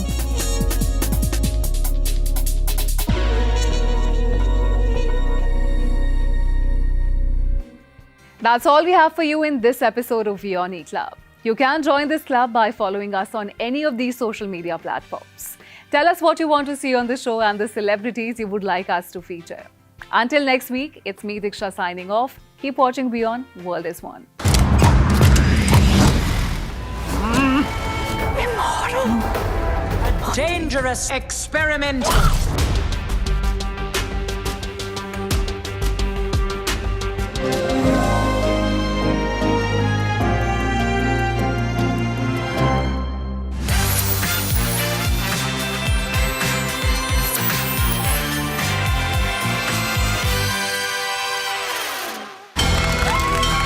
From the bustling trading floors of Wall Street to the vibrant exchanges of Asian stock markets, WION breaks it down for you to make sense of what's happening, as we reveal the key factors behind events, strategic battles, and the game-changing business decisions that shape the world. We bring you all of this and more on World Business Watch.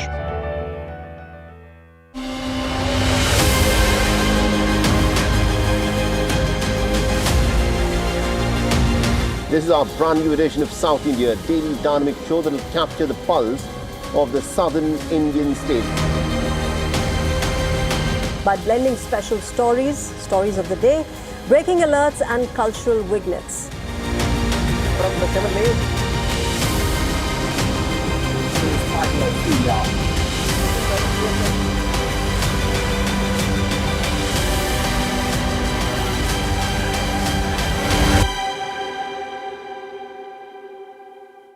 WION, India's global voice, the channel that brings you the biggest stories from across the world through India's lens. Now available in more than 190 countries worldwide, because we believe that the world is one. Watch us in Africa, Europe, USA and Canada, South America, Asia Pacific, Middle East and North African regions. Also available on these digital platforms across the world. WION, World is One.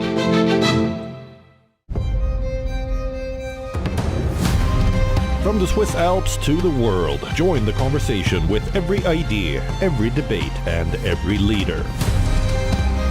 Extend Davos beyond the Alps. Watch WION for accurate and insightful coverage of a spirit of dialogue in a fragmenting world. From AI governance to climate finance, WION looks to engage and make complex global issues accessible and relevant for audiences worldwide. We bring you all the action from the world's biggest economic forum. Stay informed, stay connected. Only on WION, World is One.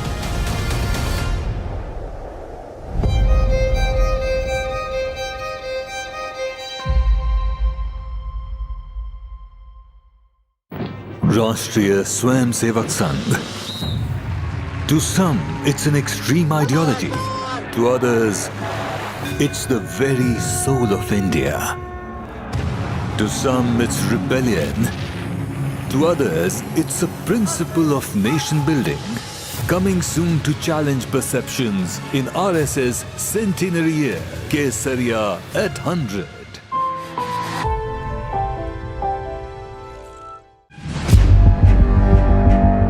Where darkness hides behind every corner. Where the truth is stranger than fiction. A show that dives deep into the stories which shock and mystify. unsolved murders, psychopaths who defy explanation, international war crimes, and millions swindled in financial fraud. The victims, the accused, and the sinister plot. Crime is your front row seat to darkness.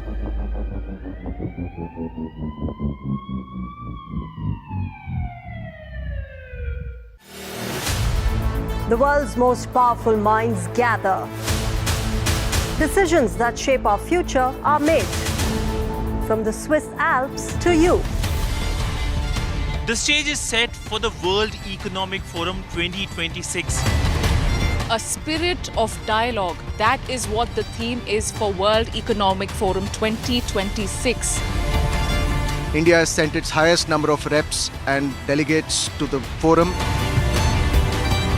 WION deep dives into the significance of what global leaders are deliberating at the World Economic Forum. The coverage features key roundtable discussions every day with top analysts at WION's headquarters. Stay tuned as we break down key themes from the Davos Forum to make it simple and engaging for you, only on WION.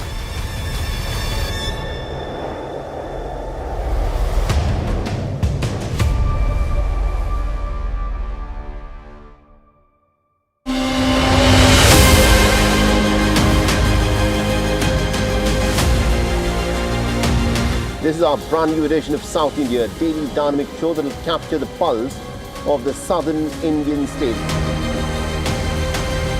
By blending special stories of the day, breaking alerts and cultural vignettes. From the 7 days.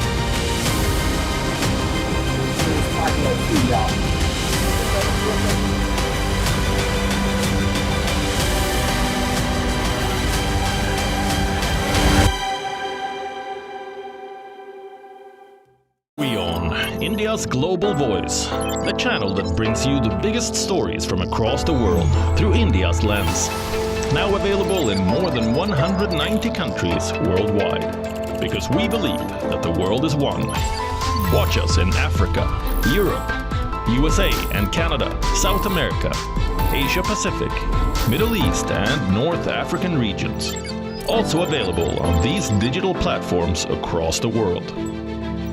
WION. World is one.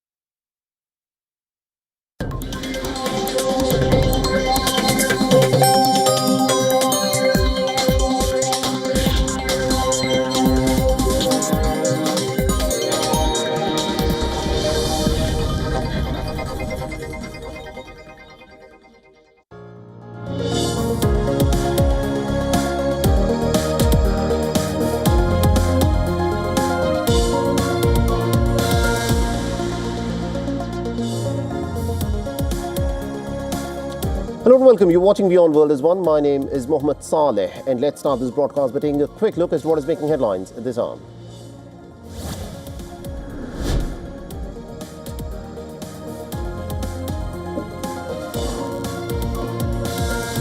Now, the Kremlin repeats its demand that Kiev must withdraw its forces from the eastern Donbas region for the war to end, and shows that it has not dropped its maximalist demands ahead of the trilateral talks with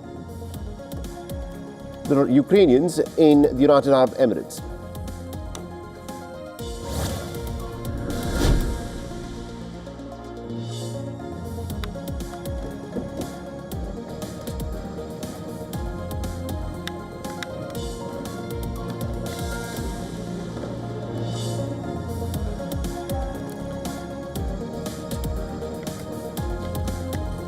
The NATO chief Mark Rutte and the Danish Prime Minister Mette Frederiksen agree the alliance should boost work on Arctic security after the American President Donald Trump backs off from his threats to seize Greenland.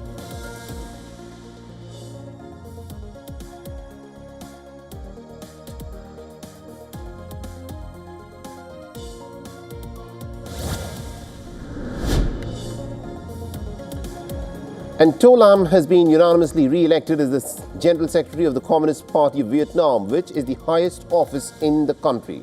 Now, To Lam has been the General Secretary since the middle of 2024 and will lead Vietnam for at least the next 5 years.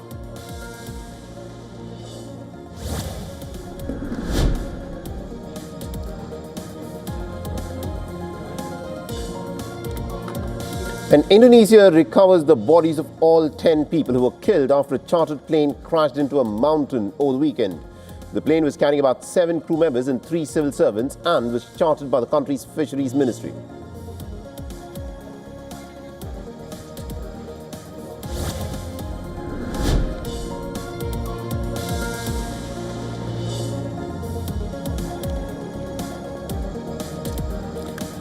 The North Korean leader Kim Jong-un revisits a workers' holiday resort. The once publicly criticized, this time praising its remodeling and also touring the facilities in person.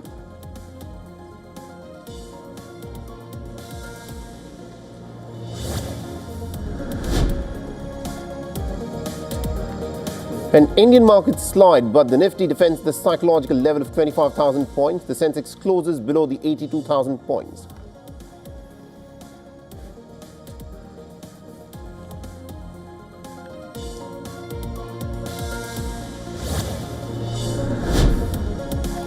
The American forward Trinity Rodman becomes the highest paid women's footballer in the world. The daughter of the NBA legend Dennis Rodman signs a 3-year deal with Washington Spirit, which will reportedly see her earn a world record $2 million per season.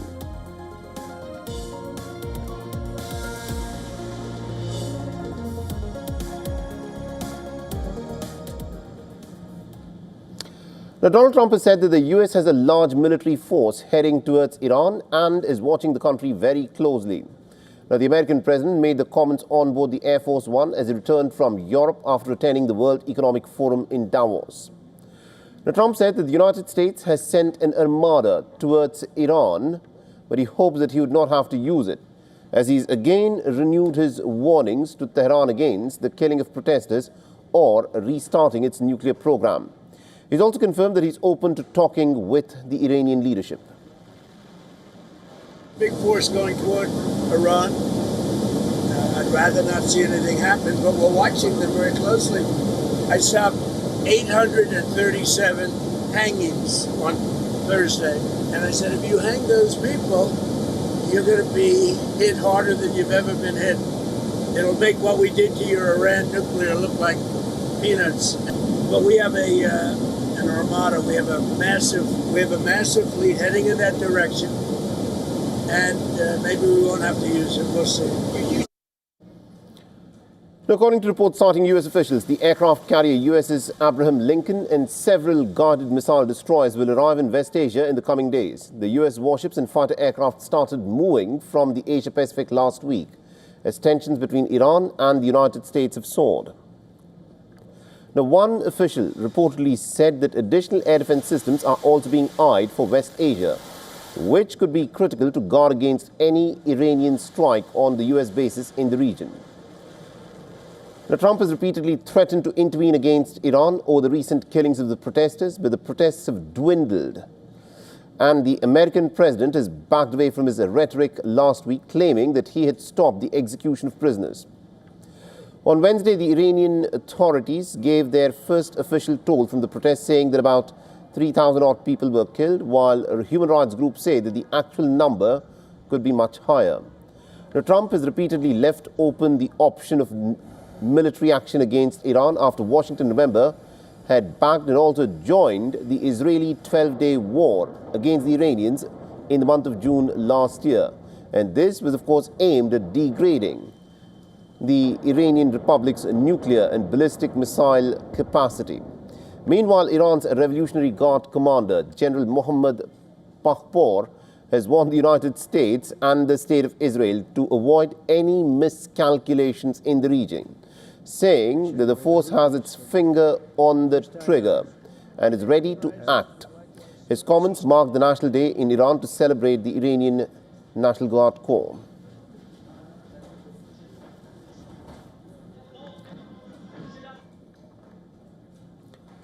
The American President Donald Trump has announced the upcoming diplomatic engagements with the Chinese President Xi Jinping, signaling improved ties between Washington and Beijing.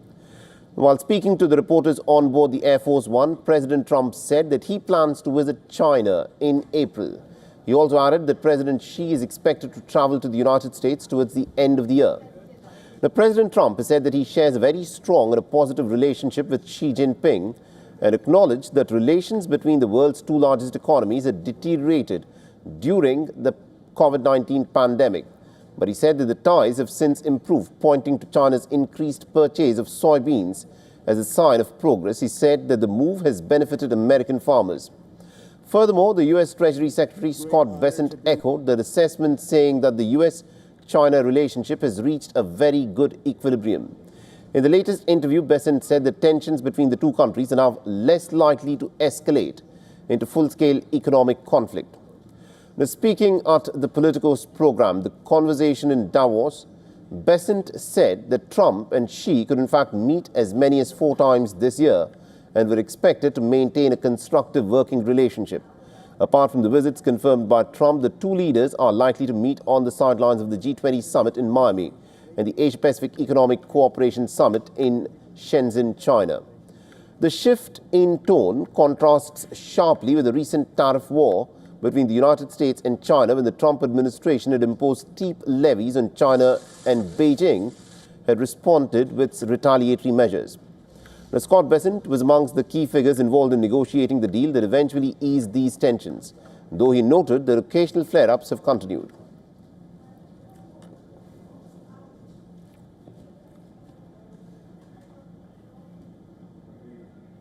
The American Vice President J.D. Vance has defended the immigration enforcement operation in Minneapolis, including the alleged detention of a 5-year-old child. Visiting the city amidst weeks of protests and unrest, Vance claimed that the child was detained only because his father had fled from the agents, adding that federal officers had little choice but to secure the boy's safety. His dad was an illegal alien, and then when they went to arrest his illegal alien father, the father ran. So the story is that ICE detained a 5-year-old. Well, what are they supposed to do? Are they supposed to let a 5-year-old child freeze to death? Are they not supposed to arrest an illegal alien in the United States of America? And he also voiced strong support for law enforcement in Minneapolis and has blamed the far-left opposition for the chaos surrounding the deportation efforts. He also added that efforts to enforce U.S. immigration laws have been undermined by activists and local officials who refuse to cooperate.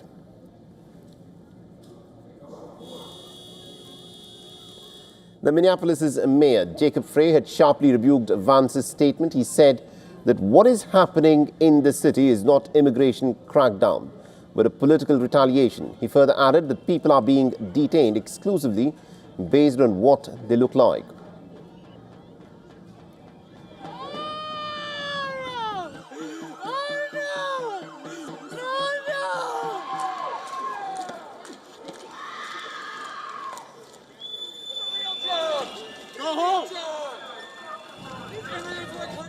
He's only been here for 2 hours, whereas we in this city have been working through these issues and this chaos for the last several weeks. Peace is not spraying irritants and chemicals at peaceful protesters. It's not detaining a 5-year-old. It's not dragging a pregnant woman through the streets. You achieve peace by working directly with communities. Now, the lawyer defending the family of the 5-year-old boy who was detained by federal agents condemned the handling of the case and questioned the justification behind child's detainment, adding that action is unjustifiable.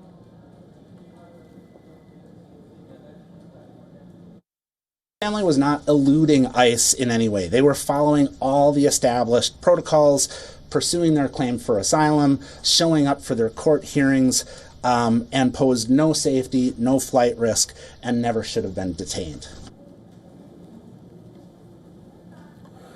Meanwhile, a video has now emerged from Minneapolis that shows teenagers crashing a car as they attempt to escape the federal agents. No! No!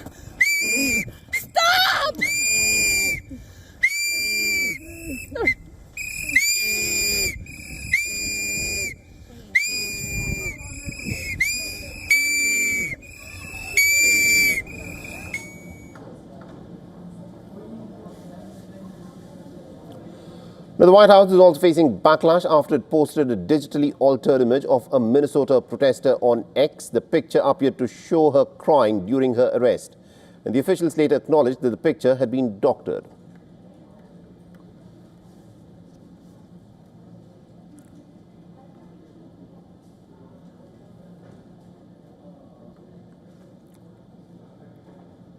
So as religion takes a more prominent role in Bangladeshi politics, the Trump administration seems to be warming up to this change. A report by the Wall Street Journal claims that the US diplomats in Dhaka are eyeing to step up engagement with the Jamaat-e-Islami and other conservative Islamist political parties. The report cites a closed-door meeting between the Bangladeshi journalist and also an unnamed American diplomat in Dhaka. And the meeting reportedly took place on the 1st of December last year, and according to the audio recordings of the meeting cited by the Wall Street Journal report, the American diplomat acknowledged that Bangladesh's politics had taken an Islamist turn. And further, the American assessments suggest that the Jamaat will perform better than ever before in the upcoming elections. Now, during the meeting, the American diplomat reportedly told the Bangladeshi journalist that the US wants to be friends with the Jamaat. He also indicated that the United States was willing to engage with other conservative Islamist political parties. The report also says that the US diplomat had downplayed concerns over the Jamaat's hardline Islamist politics, and the American diplomat discounted any possibility of the Jamaat imposing Sharia in Bangladesh. He also went on to suggest that Washington will hit back at Dhaka with tariffs on its textiles industry to prevent such a move. Now, the American outreach to the Jamaat comes at a time when India's relations with both Dhaka and Washington have taken a bit of a beating. New Delhi had long feared the rise of certain conservative parties as a threat to regional security, and the Jamaat-e-Islami had been banned multiple times in Bangladesh, including during Sheikh Hasina's rule. With Sheikh Hasina's ouster, the Jamaat is now back in the political fray. The American outreach will further mainstream the Jamaat and put a further strain on India-US relations. The Jamaat is traditionally advocated for governing by the Sharia law and is seen as a major driver of anti-India sentiment. Now, Bangladesh is all set to hold its general elections on the 12th of February, the first since the ouster of Sheikh Hasina, with Hasina's Awami League banned from contesting the polls. The Bangladesh Nationalist Party and the Jamaat-e-Islami are considered to be amongst the front-runners in the race.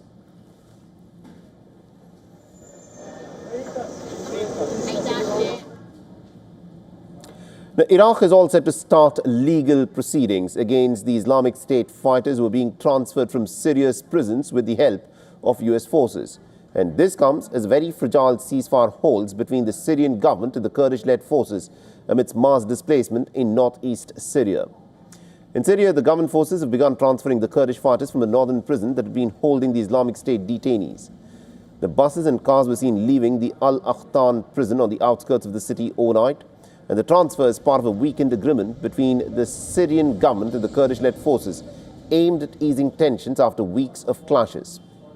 The US military has said that it has moved about 150 Islamic State fighters from a prison in Hasakeh province to a secure location in Iraq. And this is part of a larger operation to move as many as about 7,000 Islamic State civilians from the country, and the transfer follows a ceasefire agreement that has brought much of Syria's northeast under Damascus's control. After the Kurdish-led Syrian Democratic Forces withdrew from certain key areas, including from the detention sites holding thousands of Islamic State suspects and their relatives. The Iraqi Prime Minister Mohammad Shia al-Sudani met with the US Special Envoy for Syria, Tom Barrack, in Baghdad on Thursday to discuss the transfer of the Islamic State prisoners from northeastern Syria to the Iraqi detention centers. Now, Syria's United Nations Ambassador Ibrahim Ulabi welcomed the American operation, saying that this government is ready to provide the logistical and security support to ensure its success. In this context, the Syrian government welcomes the American operation to transfer ISIS detainees out of Syrian territory and affirms its readiness to provide the necessary logistical and security support to ensure its success.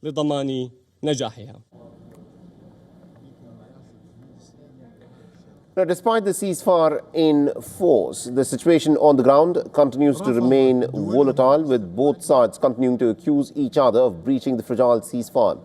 Meanwhile, the United Nations has said that more than 134,000 people have been displaced in northeast Syria. Aid supplies reached Qamishli in Syria on Thursday, where the families displaced from the northeast have taken shelter in schools.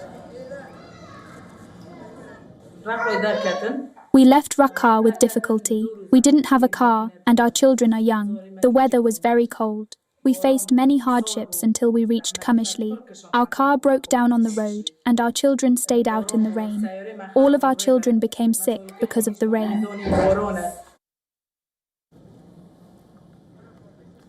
The United Nations says that it has taken over the management of vast camps in northeast Syria, housing tens of thousands of women and children linked to the Islamic State. The Al-Hol and Roj camps together hold around 28,000 civilians.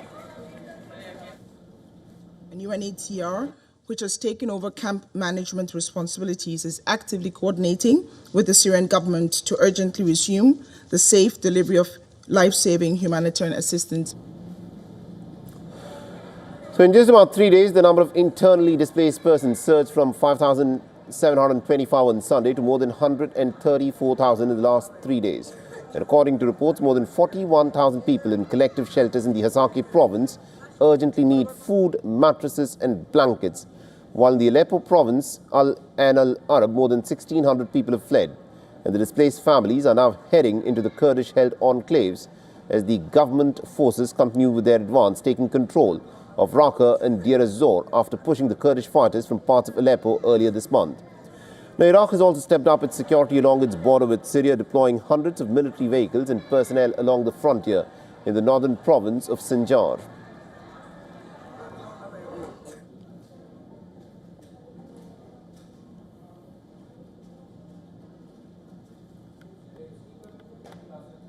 Now, Elon Musk's AI chatbot Grok has been under fire across the world for altering and also sexualizing images of women and minors on X. A recent investigation by the Center for Countering Digital Hate and the New York Times has now revealed that Grok generated an estimated 3 million sexualized images over a span of just 11 days between late December 2025 and early January 2026, and that works out to an average of 190 sexualized images every single minute. Now, the joint investigation noted that this spike was fueled by a new image editing feature on X, which allowed users to alter photographs of real people using simple text prompts, including placing them in sexualized or suggestive contexts. The pictures posted by users could be undressed by other users and would appear on the victim's feed. Most alarmingly, the report estimates that around 23,000 of these images depicted young children, raising serious concerns about online safety and illegal content. The findings have sparked a global regulatory backlash. As a result, Grok has been banned in Indonesia and Malaysia and is now facing some active investigations in several countries, including the United Kingdom, France and the US state of California. The report has also found that public figures were frequently targeted. This included actress Selena Gomez, singers Taylor Swift and Nicki Minaj, as well as political figures such as Sweden's Deputy Prime Minister Ebba Busch and former US Vice President Kamala Harris. Now, following global outrage, X said last week that it will geo-block the ability for Grok and X users to create sexualized images of people in jurisdictions where such content is illegal. Now, the move is seen as an attempt to limit abuse, but critics say that it simply falls short of addressing the core risk of AI-driven image manipulation.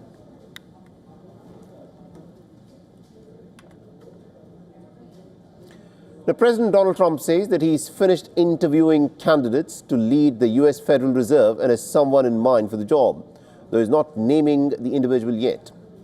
Now, Trump told reporters the interview process for the next Federal Reserve chair is complete and he'll announce his pick pretty soon, describing the person as very respected and very, very well known. Tell us who your Fed pick is. Not what I think. I'll be telling you soon.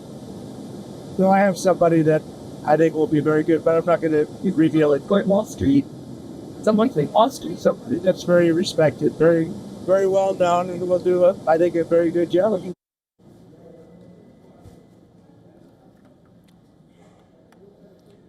The chair of the Federal Reserve leads America's central bank, a key driver of interest rate policy that affects borrowing costs, inflation and markets around the world.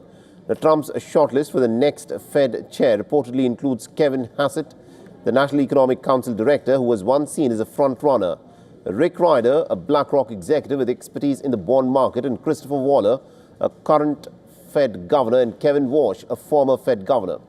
Now, Trump has been highly critical of the current Jerome Powell, whose term ends in the month of May. The markets are watching closely because the Fed's choice influences whether interest rates rise or fall, which impacts loans, mortgages and inflation.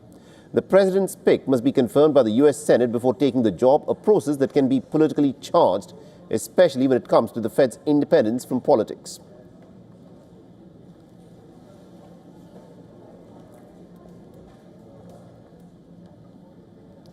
The Bangladesh Cricket Board has remained pretty firm in its stance of not travelling to India for the World Cup. This comes despite the ICC having formally rejected its request to shift the team's matches to Sri Lanka. Now, this decision comes after a meeting in Dhaka on Thursday that was attended by the country's sports advisor Asif Nazrul, the BCB president Aminul Islam and several senior players of the national team. After the meeting, during a press conference, here's what Nazrul said, and I quote here: "While our cricketers have worked hard to qualify for the World Cup, the security risk regarding playing in India for the Bangladeshi players remains unchanged. And this concern is not based on abstract analysis. We're not convinced that they can ensure the safety of our entire team, journalists and spectators. We're not giving up hope yet. Our team is ready, and we expect the ICC to provide justice by considering our genuine security risks and allowing us to play in Sri Lanka." On Wednesday, the ICC officially rejected Bangladesh's request after stating that there is no credible threat towards the Bangladeshi team's security in India. And this official statement came after several rounds of talks between the BCB and the ICC. Now, Bangladesh are currently in Group C at the T20 World Cup and are scheduled to play their first 3 games in Kolkata and their last one in Mumbai. The ICC board noted that it is not feasible to make changes so close to the tournament and that altering the schedule under the circumstances, adding that such a precedent will jeopardize the sanctity of future ICC events.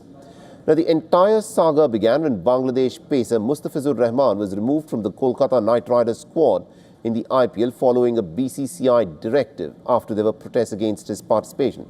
Now, the Indian Cricket Board did not provide an official reason for the directive though, but it came amidst the escalating diplomatic tensions between India and Bangladesh. Now, India has repeatedly flagged concerns about crimes against minorities in Bangladesh.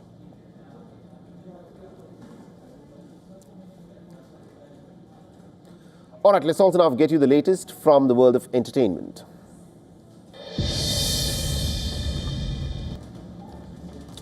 In a major win for director Anurag Singh, the Central Board of Film Certification has granted Border 2 a 13+ certificate with no cuts to its high-octane war sequences and intense dialogues. While the narrative remains untouched, the board has requested for specific technical and archival modifications to ensure historical accuracy. The war epic that stars Sunny Deol, Varun Dhawan and Diljit Dosanjh.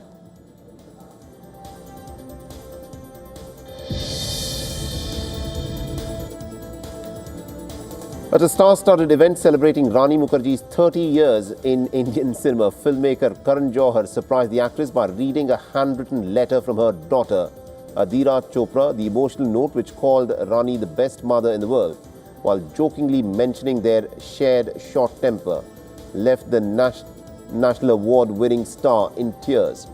The celebration has come just ahead of the release of Mardani 3 that has been moved to a worldwide theatrical release on the 30th of January. In the new installment, Rani Mukherjee reprises her role as Shivani Shivaji Roy to take on a terrifying beggar mafia queen.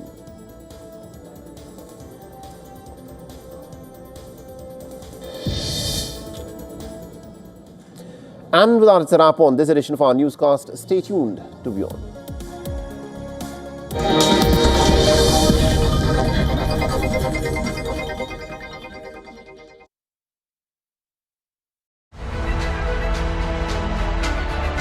From strong human development to resilient infrastructure, Kerala has built a model that balances growth with stability. Today, Kerala is opening wider to the world, welcoming global partnerships across technology, industry, tourism and sustainable development, offering robust opportunities. At the World Economic Forum 2026 in Davos, Kerala steps onto the world stage. WION team is here to cover the Davos World Economic Forum. Invest in the future. Invest in Kerala. Watch WION at Davos 2026.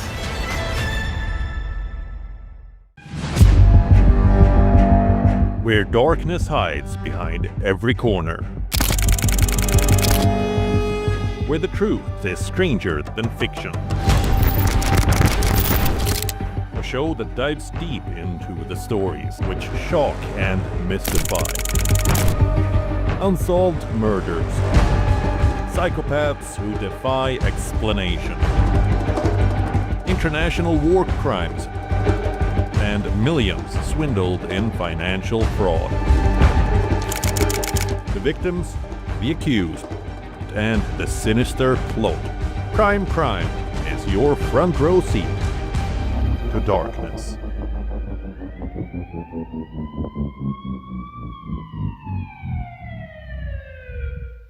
Rashtriya Swayamsevak Sangh. To some, it's an extreme ideology. To others, it's the very soul of India. To some, it's rebellion. To others, it's a principle of nation building. Coming soon to challenge perceptions in RS's centenary year, Syria at 100.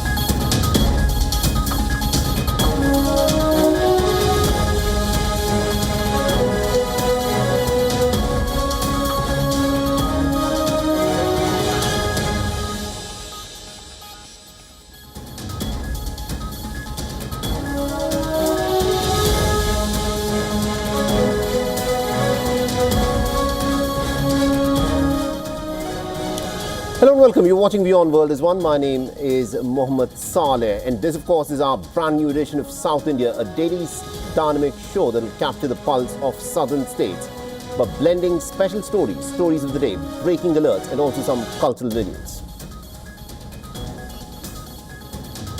And let's, of course, start with this big story from Kerala, where the Indian Prime Minister has begun his South India tour to kickstart the election campaign of the Bharatiya Janata Party and also its NDA partners. This morning, he arrived at Kerala's Thiruvananthapuram.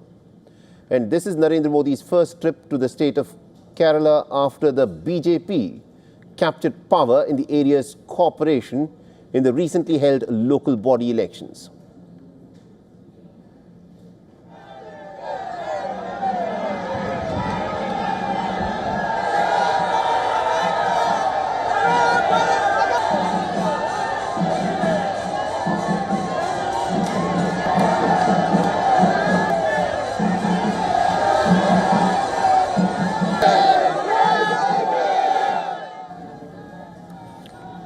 In Kerala, Prime Minister Modi was greeted by very enthusiastic crowds who lined the streets to welcome him.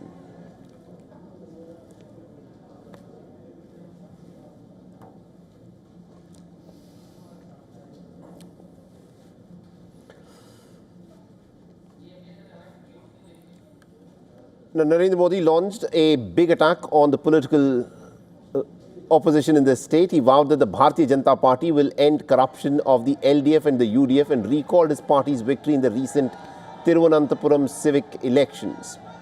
Now, on the issue of gold theft at the Sabrimala temple, Narendra Modi accused the LDF government of undermining the temple's tradition, stating that it is his promise to ensure a probe into the issue.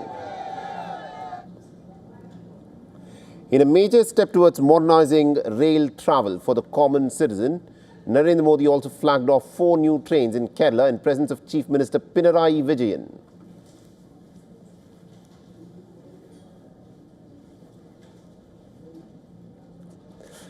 And Narendra Modi also laid the foundation stone and inaugurated and flagged off several developmental projects.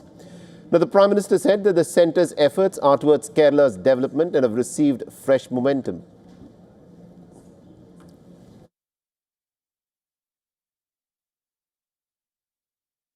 बीते 11 वर्षों में करोड़ों देशवासियों को banking व्यवस्था से जोड़ने का बहुत बड़ा काम हुआ है। अब गरीब, एससी, एसटी, ओबीसी, महिलाओं, फिशरमैन, इन सभी को भी आसानी से बैंक लोन मिलने लगे हैं। जिनके पास कोई गारंटी नहीं है, सरकार खुद उनकी गारंटर बन रही है। Now, the Indian Prime Minister also launched the Prime Minister Swanidhi credit card and disbursed the Prime Minister Swanidhi loans to about 1 lakh beneficiaries during the event.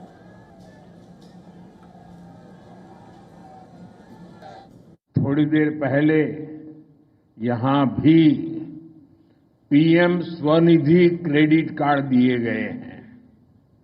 इसमें केरला के 10,000 और तिरुवनंतपुरम के 600 से अधिक साथी हैं।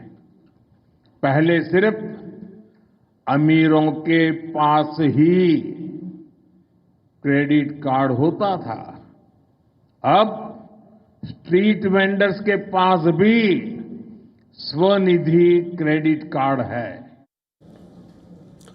And after the state of Kerala, the Indian Prime Minister arrived in Tamil Nadu. Both states are expected to go to polls by April-May later this year, while the poll dates are yet to be announced by the Election Commission of India.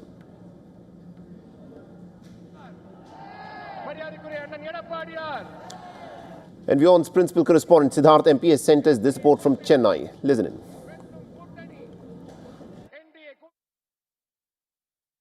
Prime Minister Narendra Modi is touring poll-bound states, Kerala and Tamil Nadu. This is as part of the NDA's efforts to kickstart their poll campaign in both these states, where elections are due in 3 to 4 months from now. In Thiruvananthapuram, in Kerala's capital city, the Prime Minister inaugurated several government projects and also laid foundation stones for several others. He also addressed a political meeting of the BJP.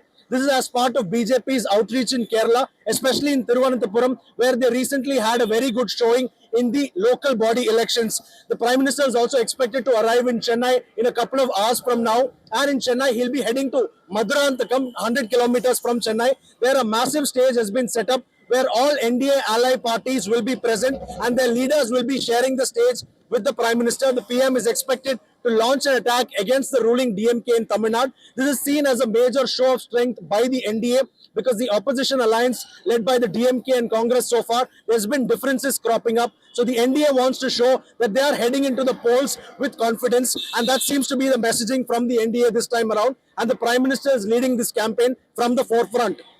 From Chennai, Siddharth MP, WION World is One. The Gaza Board of Peace is being watched, and will it replace the UN is the big question. Push the deal, Mr. President. Everybody wants to have the war end. Peace between Russia and Ukraine is down to one issue.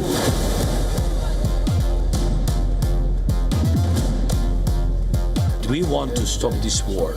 And that's why I think President Trump can, he really can, because he has dialogue with Putin. Are the showstopper here at Davos, who will be used in difficult jobs, but also the use of AI that has been the focus area of conversation during this year's World Economic Forum here at Davos.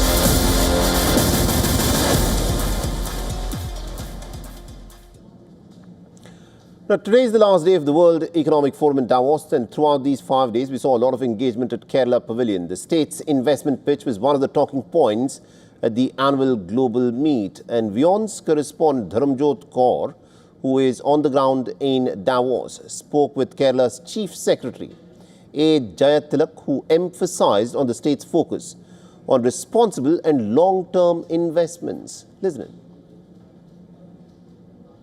We're here with the Chief Secretary of the state of Kerala, and this has been the second time that the delegation is here at the World Economic Forum 2026.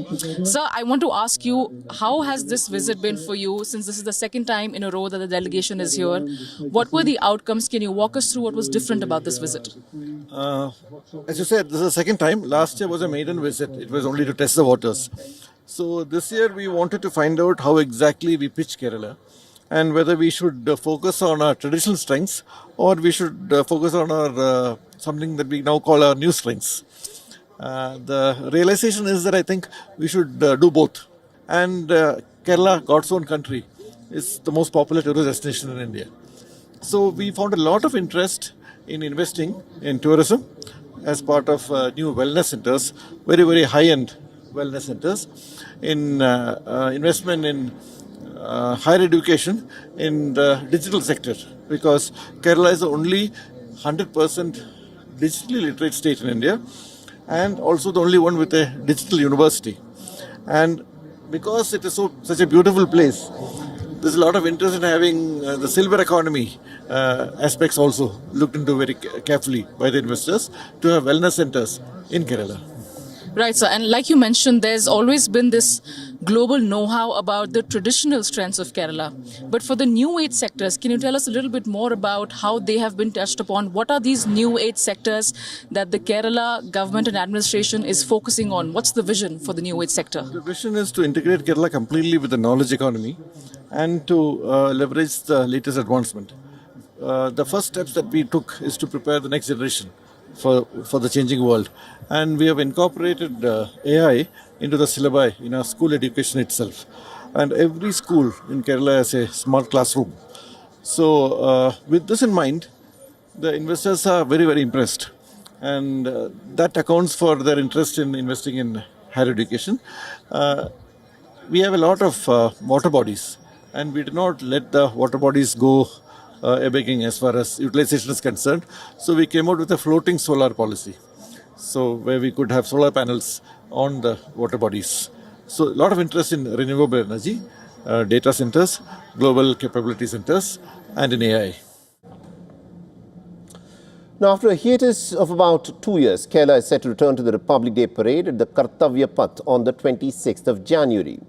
Now, this year, the southern state will portray a tableau that is themed Atma Nirbhar Kerala, highlighting the state's development achievements alongside its very proud cultural identity. Now, this tableau by Kerala will showcase Kerala's indigenous stature, its achievements of complete digital literacy, and also the Kochi Water Metro project. Its visuals will depict the water metro connecting 10 islands in Kochi with people waiting at the island terminals.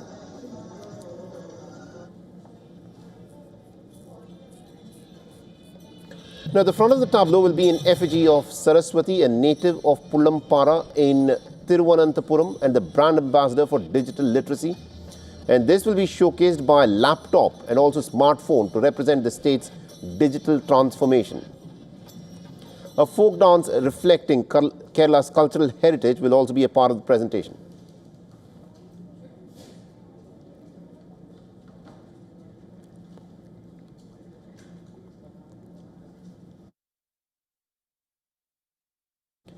Now, the music is composed by Mohan Sitara with lyrics written by PRD Deputy Director VR Santosh. Earlier, Kerala had presented a tableau in 2023 with a theme highlighting women's empowerment in the state. And our correspondent Binoy Krishnan from Thiruvananthapuram has sent us this report. Listen in. The last tableau of Kerala at the National Republic Day celebrations was in 2023. For the past 2 years, the central government has not given permission to Kerala's tableaus. Kerala has also criticized the central government's decision politically. But this time, Kerala returns to the National Republic Day celebrations with a beautiful tableau. The theme is Kochi Water Metro and Kerala's complete digital literacy. Visuals also showcase Kerala's agricultural and spice wealth, achievements in different sectors and the cultural uniqueness. The tagline is Atmanirbhar Kerala for Atmanirbhar India. R. Binoy Krishnan reporting for WION from Thiruvananthapuram. Now, the Indian youth are dealing with a crisis. The AIMIM chief Asaduddin Owaisi shared a pretty distressing message that he's received about 16 Indian nationals who have been allegedly enslaved at the Myanmar-Thailand border. Now, Owaisi said that these Indian youth were lured on the pretext of getting a job in Thailand. He highlighted their harrowing experience, including the forced long hours of labor, physical punishment, and also deprivation of basic facilities such as passport, phones, and medical care. He also added that they've been forced to work anywhere from 18 to 20 hours, physically punished and deprived of passports, phones, and medical facilities. Now, OIC is now urging the External Affairs Minister S. Jaishankar to intervene urgently and to ensure the rescue of the stranded Indian nationals. On X, he wrote that Dr. Jaishankar should kindly intervene to urgently rescue all Indians. This information comes from Mir Sajjad Ali, a resident of Usman Nagar in Hyderabad, currently incarcerated at the Myanmar-Thailand border. Two others with him also include from Maula Ali in the Banjara Hills. And our correspondent Sri Charan Sharma has been tracking the story closely for us and has sent us this report. Listen. 16 Indian nationals allegedly enslaved at the Myanmar-Thailand border after being lured with the job promises in Thailand. Harrowing experiences including forced long-hour labor, physical punishment and deprivation of basic facilities such as passports, phones and medical care. They are forced to work 18 to 20 hours daily, physically punished and deprived of passport, phones and medical facilities of the victim. One of the victim mothers said 6 months ago, her son left from Hyderabad and said that he was going to abroad. After 45 days, he was unable to contact him.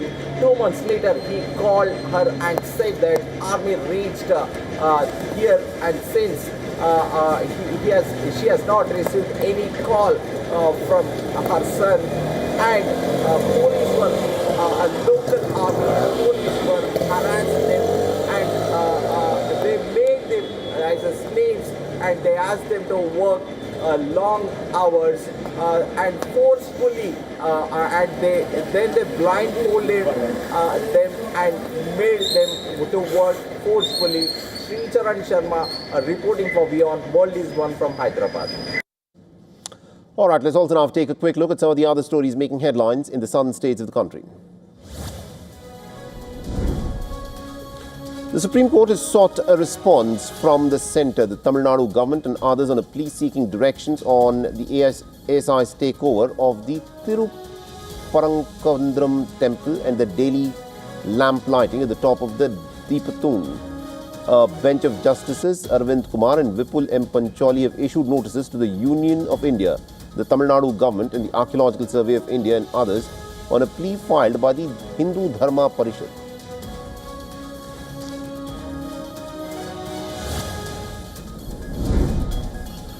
The Andhra Pradesh officials have recovered munitions from Sri Satya Sai district. Forest range officials trapped hunters in the Batrepalli forest of Talupula Mandal. They seized 3 country-made guns 25 bullets, 2 knives and approximately 2 kilograms of pangolin scales.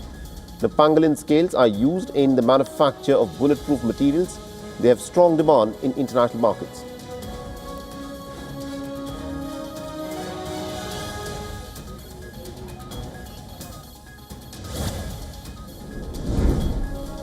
And a herd of 8 elephants created a bit of panic and destruction in the Gocheka and Jamadala Panchayat areas of Parvatipuram Mandal. The elephants, which had been roaming near Jantikonda for the past 3 days, entered into the Mungina Valasa, a tribal village, and then went on a rampage. The affected villagers have urged the authorities to intervene immediately and to protect their lives and crops from further elephant intrusion.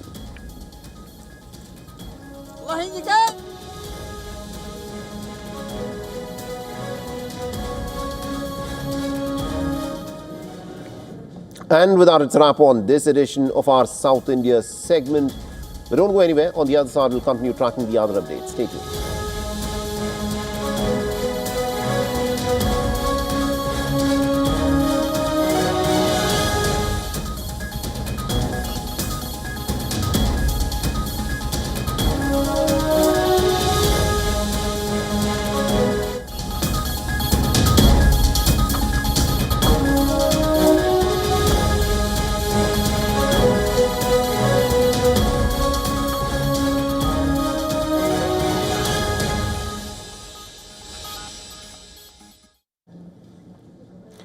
Now, according to a Reuters report, Amazon is planning a second round of job cuts as part of its broader efforts in reducing its corporate workforce. The new layoffs could begin as early as next week and are expected to be similar in scale to the previous round of cuts that were announced last year.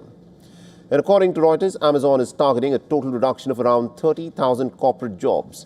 The company had already cut about 14,000 white-collar roles in October 2025 and roughly half of its overall target. Now, the upcoming job cuts may impact multiple divisions, including Amazon Web Services, Retail, Prime Video, and Human Resources. Now, Reuters further reported that Amazon had previously linked its October job cuts to the rise of artificial intelligence, calling AI a transformative technology. But CEO Andy Jassy later said that the reductions were not primarily financial or even AI-driven, describing them instead as a response to internal bureaucracy and organizational structure. Now, Reuters also noted that Amazon expects its corporate workforce to shrink over time as efficiencies from AI and automation increase. Now, the potential cut of 30,000 jobs will represent nearly about 10% of Amazon's corporate staff, while a majority of its workforce remains in warehouses and fulfillment centers.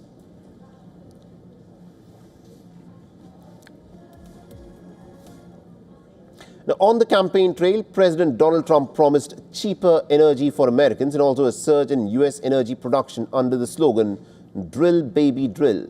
Now, 1 year into his term, gasoline prices are lower and the U.S. energy exports are at record highs. And our next report delves into Trump's 3 goals that are proving difficult to achieve at the same time. Take a look at this report. On the campaign trail, Donald Trump promised 2 things on energy: cheaper fuel for Americans and U.S. energy dominance. 1 year into his term, gasoline prices are down nearly 10% and U.S. oil prices are about 20% lower than a year ago. For consumers, that's a win, but those same low prices are discouraging new drilling. The number of active oil rigs in the United States is down more than 6% year on year. With crude prices below $60 a barrel and global markets oversupplied, producers say expanding output simply doesn't make economic sense, despite a friendlier federal policy environment. Even as drilling slows, U.S. energy exports are surging. Last year, America became the first country to export more than 100 million tons of liquefied natural gas, with Europe taking over half of those shipments after cutting reliance on Russian gas. Sanctions on Russia and pressure on major buyers are also helping US crude gain global market share, but oil and gas companies remain cautious. Global upstream investment fell last year and is expected to decline further in 2025, including in the United States. After years of boom and bust cycles, capital discipline, not rapid expansion, has become the industry's new normal. While oil and gasoline are cheaper, electricity bills are moving in the opposite direction. Natural gas prices, a key driver of power generation and home heating, are up more than 50% from last year's average. Wholesale power prices have risen sharply, up over 60% in parts of the Northeast and about 45% in the Mid-Atlantic. Analysts say higher fuel costs, grid upgrades and disaster-related expenses are pushing prices higher. At the same time, Trump's rhetoric on renewables has severely impacted green energy companies. Cuts to renewable energy incentives and uncertainty around wind projects could limit future supply. The result is a growing contradiction: affordable fuel, rising power bills, cautious producers, and three energy goals that are proving difficult to achieve at the same time. Business Bureau WION, World is One. The world number one Carlos Alcaraz celebrated his 100th Grand Slam match with an easy win at the Australian Open. The six-time Grand Slam champion sailed past Corentin Moutet in the third round in Melbourne. And the top seed Carlos Alcaraz was quickly into his stride at the Rod Laver Arena. And he broke Corentin Moutet in the opening game and then held serve to go 2-0 up. The Frenchman got on board with a hold in the third game, but he was largely a bystander, as Alcaraz then raced through the set in just 35 minutes. An immediate break in the second set, the tone for Alcaraz, but Moutet then fought back, winning 4 straight games from love 3 down. He threw in underarm serves, drop shots and tweeners for good measure. And yet Alcaraz steadied and took the set. The Spaniard then barely broke a sweat in the third set. He comfortably won the match with a scoreline of 6-2, 6-4, 6-1 in 2 hours and 5 minutes. Alcaraz now has an 87-13 record in the majors and has equalled Bjorn Borg's record for the best start in the Open era through 100 matches. The 22-year-old will face the 19th seed Tommy Paul for a place in the quarterfinals. Notably, Alcaraz has never gone past the last 8 in his 4 previous trips to Melbourne Park. If he wins the title this year, he'll become the youngest man to complete a career Grand Slam.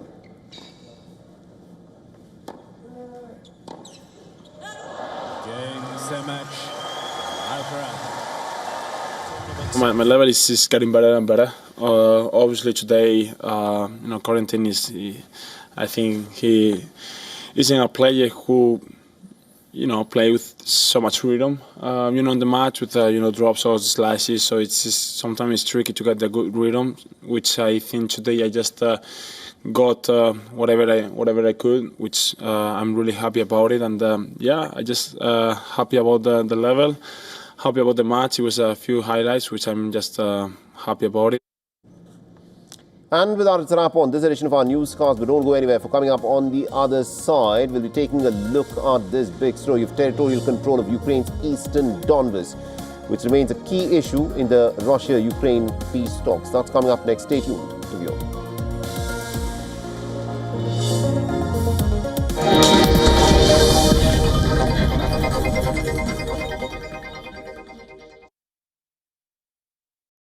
The stress of our world can take a toll on our physical and emotional health. Here, in New York's Catskill Mountains, lies a luxurious place of healing called WION Wellness Center. The WION Wellness Center provides 500,000 square feet of natural methods to manage diabetes, hypertension, chronic pain, obesity, depression, anxiety, and other conditions.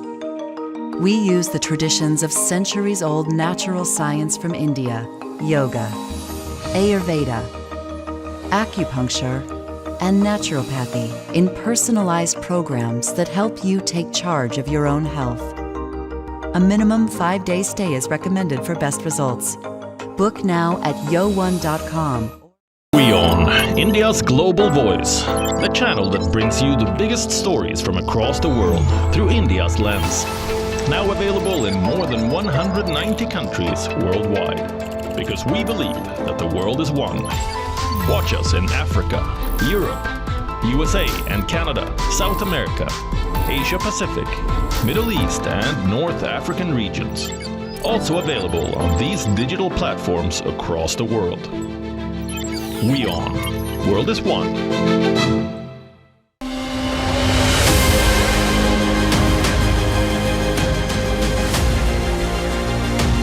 This is our brand new edition of South India, a daily dynamic show that will capture the pulse of the southern Indian state.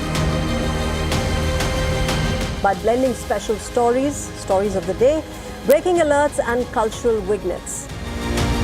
From the 7 days.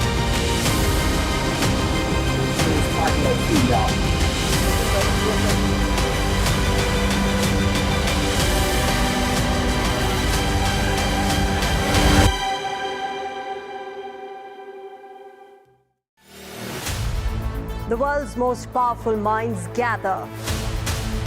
Decisions that shape our future are made. From the Swiss Alps to you. The stage is set for the World Economic Forum 2026. A spirit of dialogue. That is what the theme is for World Economic Forum 2026. India has sent its highest number of reps and delegates to the forum. WION deep dives into the significance of what global leaders are deliberating at the World Economic Forum. The coverage features key roundtable discussions every day with top analysts at WION's headquarters. Stay tuned as we break down key themes from the Davos Forum to make it simple and engaging for you, only on WION.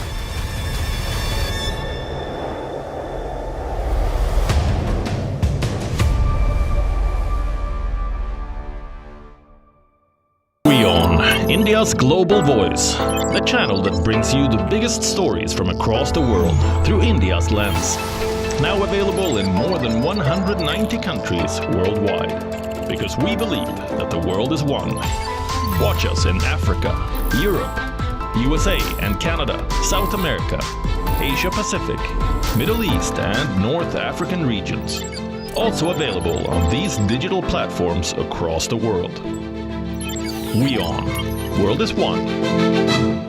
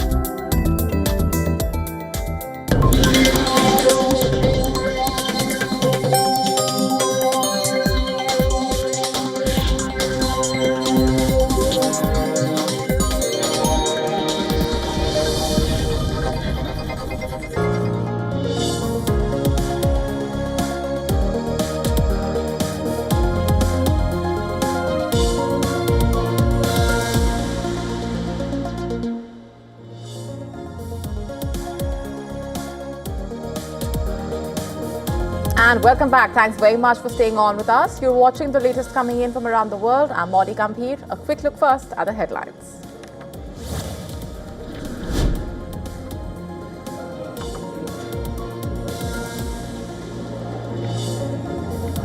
Ukrainian President Volodymyr Zelensky says that the issue of territory will be discussed during the US broker trilateral meeting between Russian, Ukrainian and American officials in the UAE on Friday and Saturday.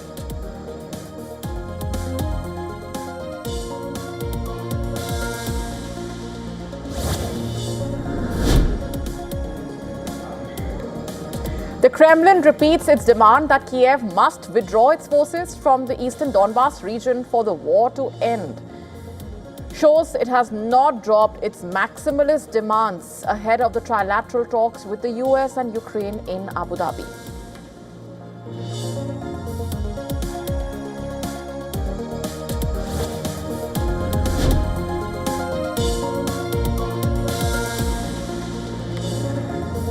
The NATO chief and the Danish Prime Minister agreed the alliance should boost work on Arctic security after US President Donald Trump backed off his threats to seize Greenland.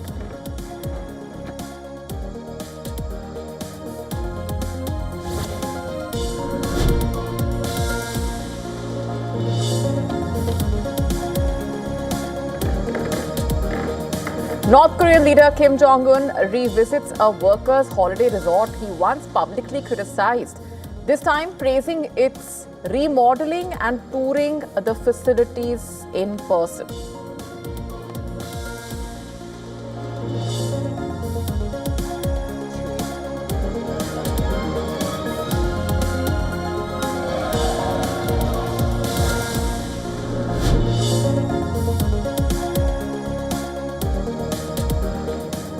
The French Prime Minister survives first no-confidence vote, which was called after he rammed the 2026 budget through the parliament. He made concessions to France's Socialist Party in the budget, so they blocked the no-confidence motion.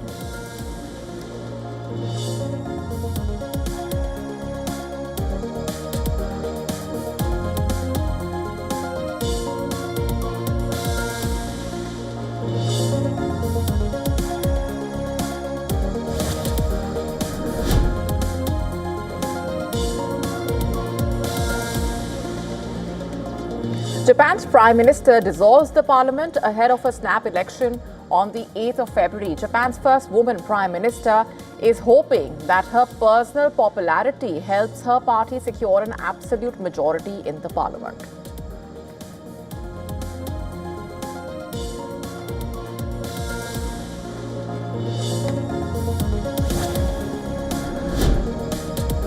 Silver continues to glitter as it tests the upside of $100 per ounce. Gold and platinum also extend their record rally.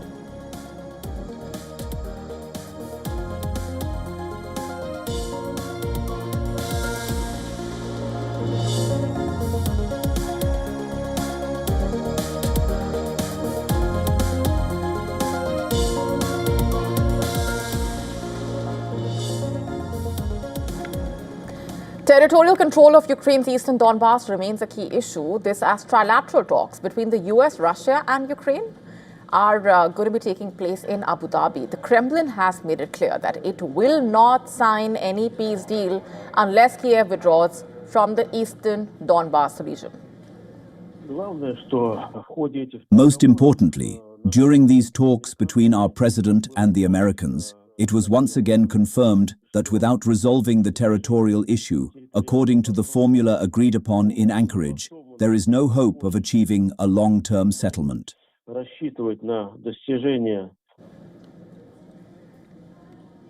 Ukrainian president, meanwhile, has said that territorial issues remain on the agenda. The Donbass is a key issue. It will be discussed in the modality that the three parties see fit in Abu Dhabi today and tomorrow. Remember, Donbass is considered to be the industrial heartland of Ukraine. Long claimed by Russia, the region is rich in coal and steel, which are critical to Ukraine's economy. Control over Donbass will give Russia a grip on eastern Ukraine and deprive Kiev of a major energy and industrial base. Russian troops already occupy around 20% of Ukraine. Putin has repeatedly said that Moscow intends to get full control of eastern Ukraine by force if talks fail. Even ahead of its invasion of Ukraine in 2022, Russia had recognized Donbass as an independent region and deployed peacekeeping troops there. And Kiev warns that ceding ground will embolden Moscow and says it will not sign a peace deal that fails to deter Russia from launching a renewed assault. And for Ukraine, retaining control of the Donbass region goes beyond territorial defense. It's about defending a strategic shield, protecting its economic backbone, and preventing Russia from pushing deeper into the country.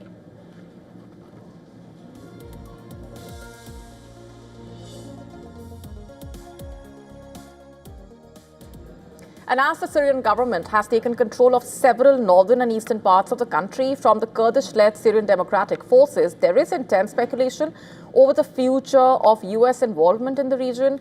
As per a report by the Wall Street Journal, the US is mulling a complete withdrawal of American troops from Syria. At present, there are roughly 1,000 US troops in the country, with most scattered across facilities in the northeast, whereas some personnel are stationed at the base in the south. Early this week, The U.S. Special Envoy to Syria had made it clear that the U.S. has no interest in maintaining a long-term military presence in the country.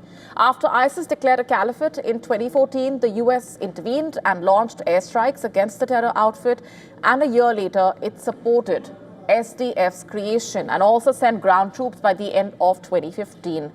Incidentally, this is not the first time when the U.S. has considered a pullback. In December 2018, U.S. President Donald Trump abruptly announced the withdrawal of 2,000 troops. However, he slowed down the process after persuasion by his top aides and resignation of the then Defense Secretary. Since the start of Trump's second presidential term, the U.S. has withdrawn from at least 4 military bases, including Al-Wazir and Tel Bedar. In fact, one of the main factors that is influencing the U.S. decision is the recent ceasefire between Syria's government and the Kurdish-led forces. As part of the deal, SDF will be dismantled. Additionally, the transfer of 7,000 ISIS members imprisoned in Syria to Iraq eliminates one more reason for U.S. military presence. And the report also hinted at discomfort of the U.S. in working with the Syrian army, which includes soldiers having ties with Al-Qaeda and ISIS. However, the timeline of U.S. withdrawal remains uncertain, as differences between the Syrian government and the SDF have not been completely ironed out yet, despite the ceasefire.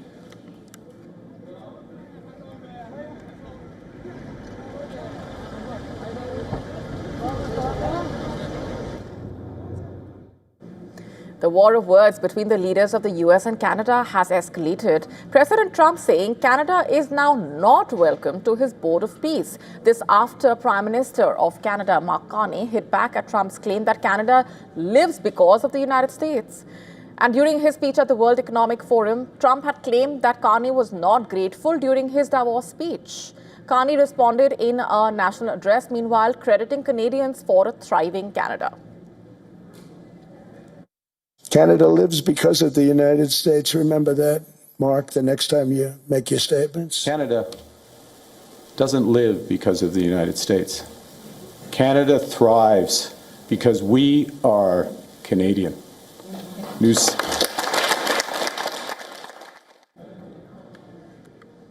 Trump appeared to shoot back later Thursday on his Truth Social platform, withdrawing an invitation for Canada to join the Board of Peace. Carney had indicated that he may join the board, but has ruled out paying any money. The board requires a contribution of $1 billion to become a permanent member.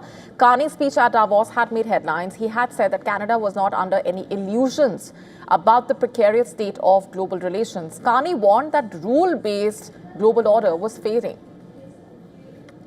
It seems that every day we're reminded that we live in an era of great power rivalry, that the rules-based order is fading, that the strong can do what they can and the weak must suffer what they must.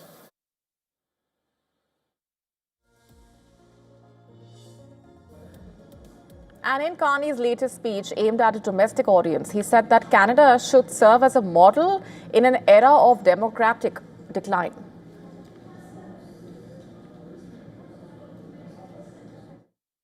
First is to be a bastion, the second is to be a beacon.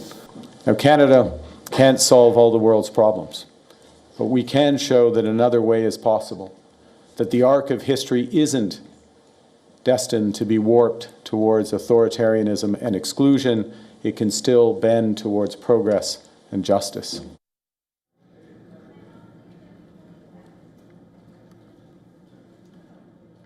In fact, Trump has repeatedly threatened to annex Canada, and this week posted an image on social media of a map with Canada, as well as Greenland and Venezuela, covered by the American flag.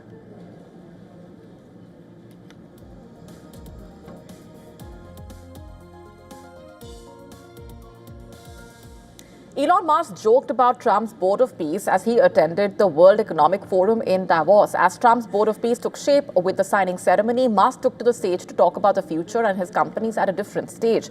During his appearance, Musk made an interesting comment about attending the forum because of the Board of Peace. He made a pun about the word peace, using its other spelling and meaning.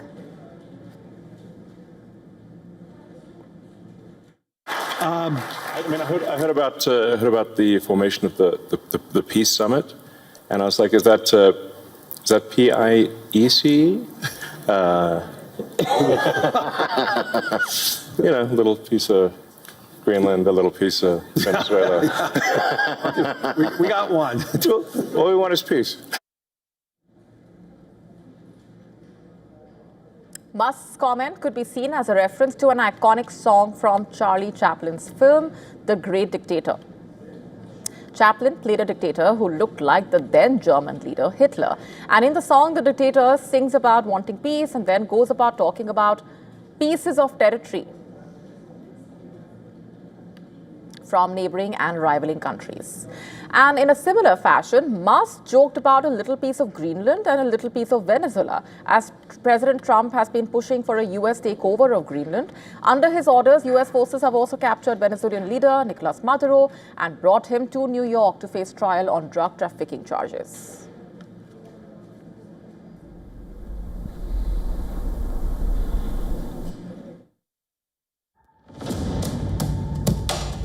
The Gaza Board of Peace is being watched, and will it replace the UN is the big question.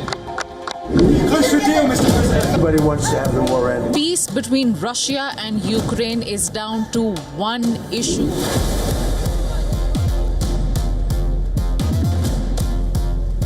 We want to stop this war. And that's why I think President Trump can, he really can, because he has dialogue with Putin.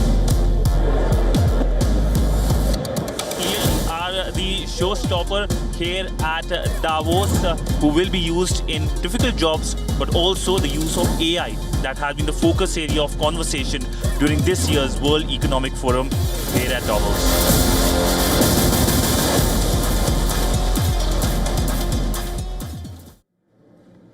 On the sidelines of the World Economic Forum, our correspondent spoke with the Director General of International Solar Alliance on energy after the US withdrew from the India-France-led ISA as part of a broader exit from 66 international bodies. He highlighted how ISA's role and vision have evolved over the past decade, its significance for the global south, and how India and other countries can strengthen energy security amid the intensifying global energy tensions. Energy transition is not a problem or a balance. It's an opportunity for growth. Why I say that? Each country is endowed with certain resources. Some may have gas, some may have coal. But economically, they will see what is the least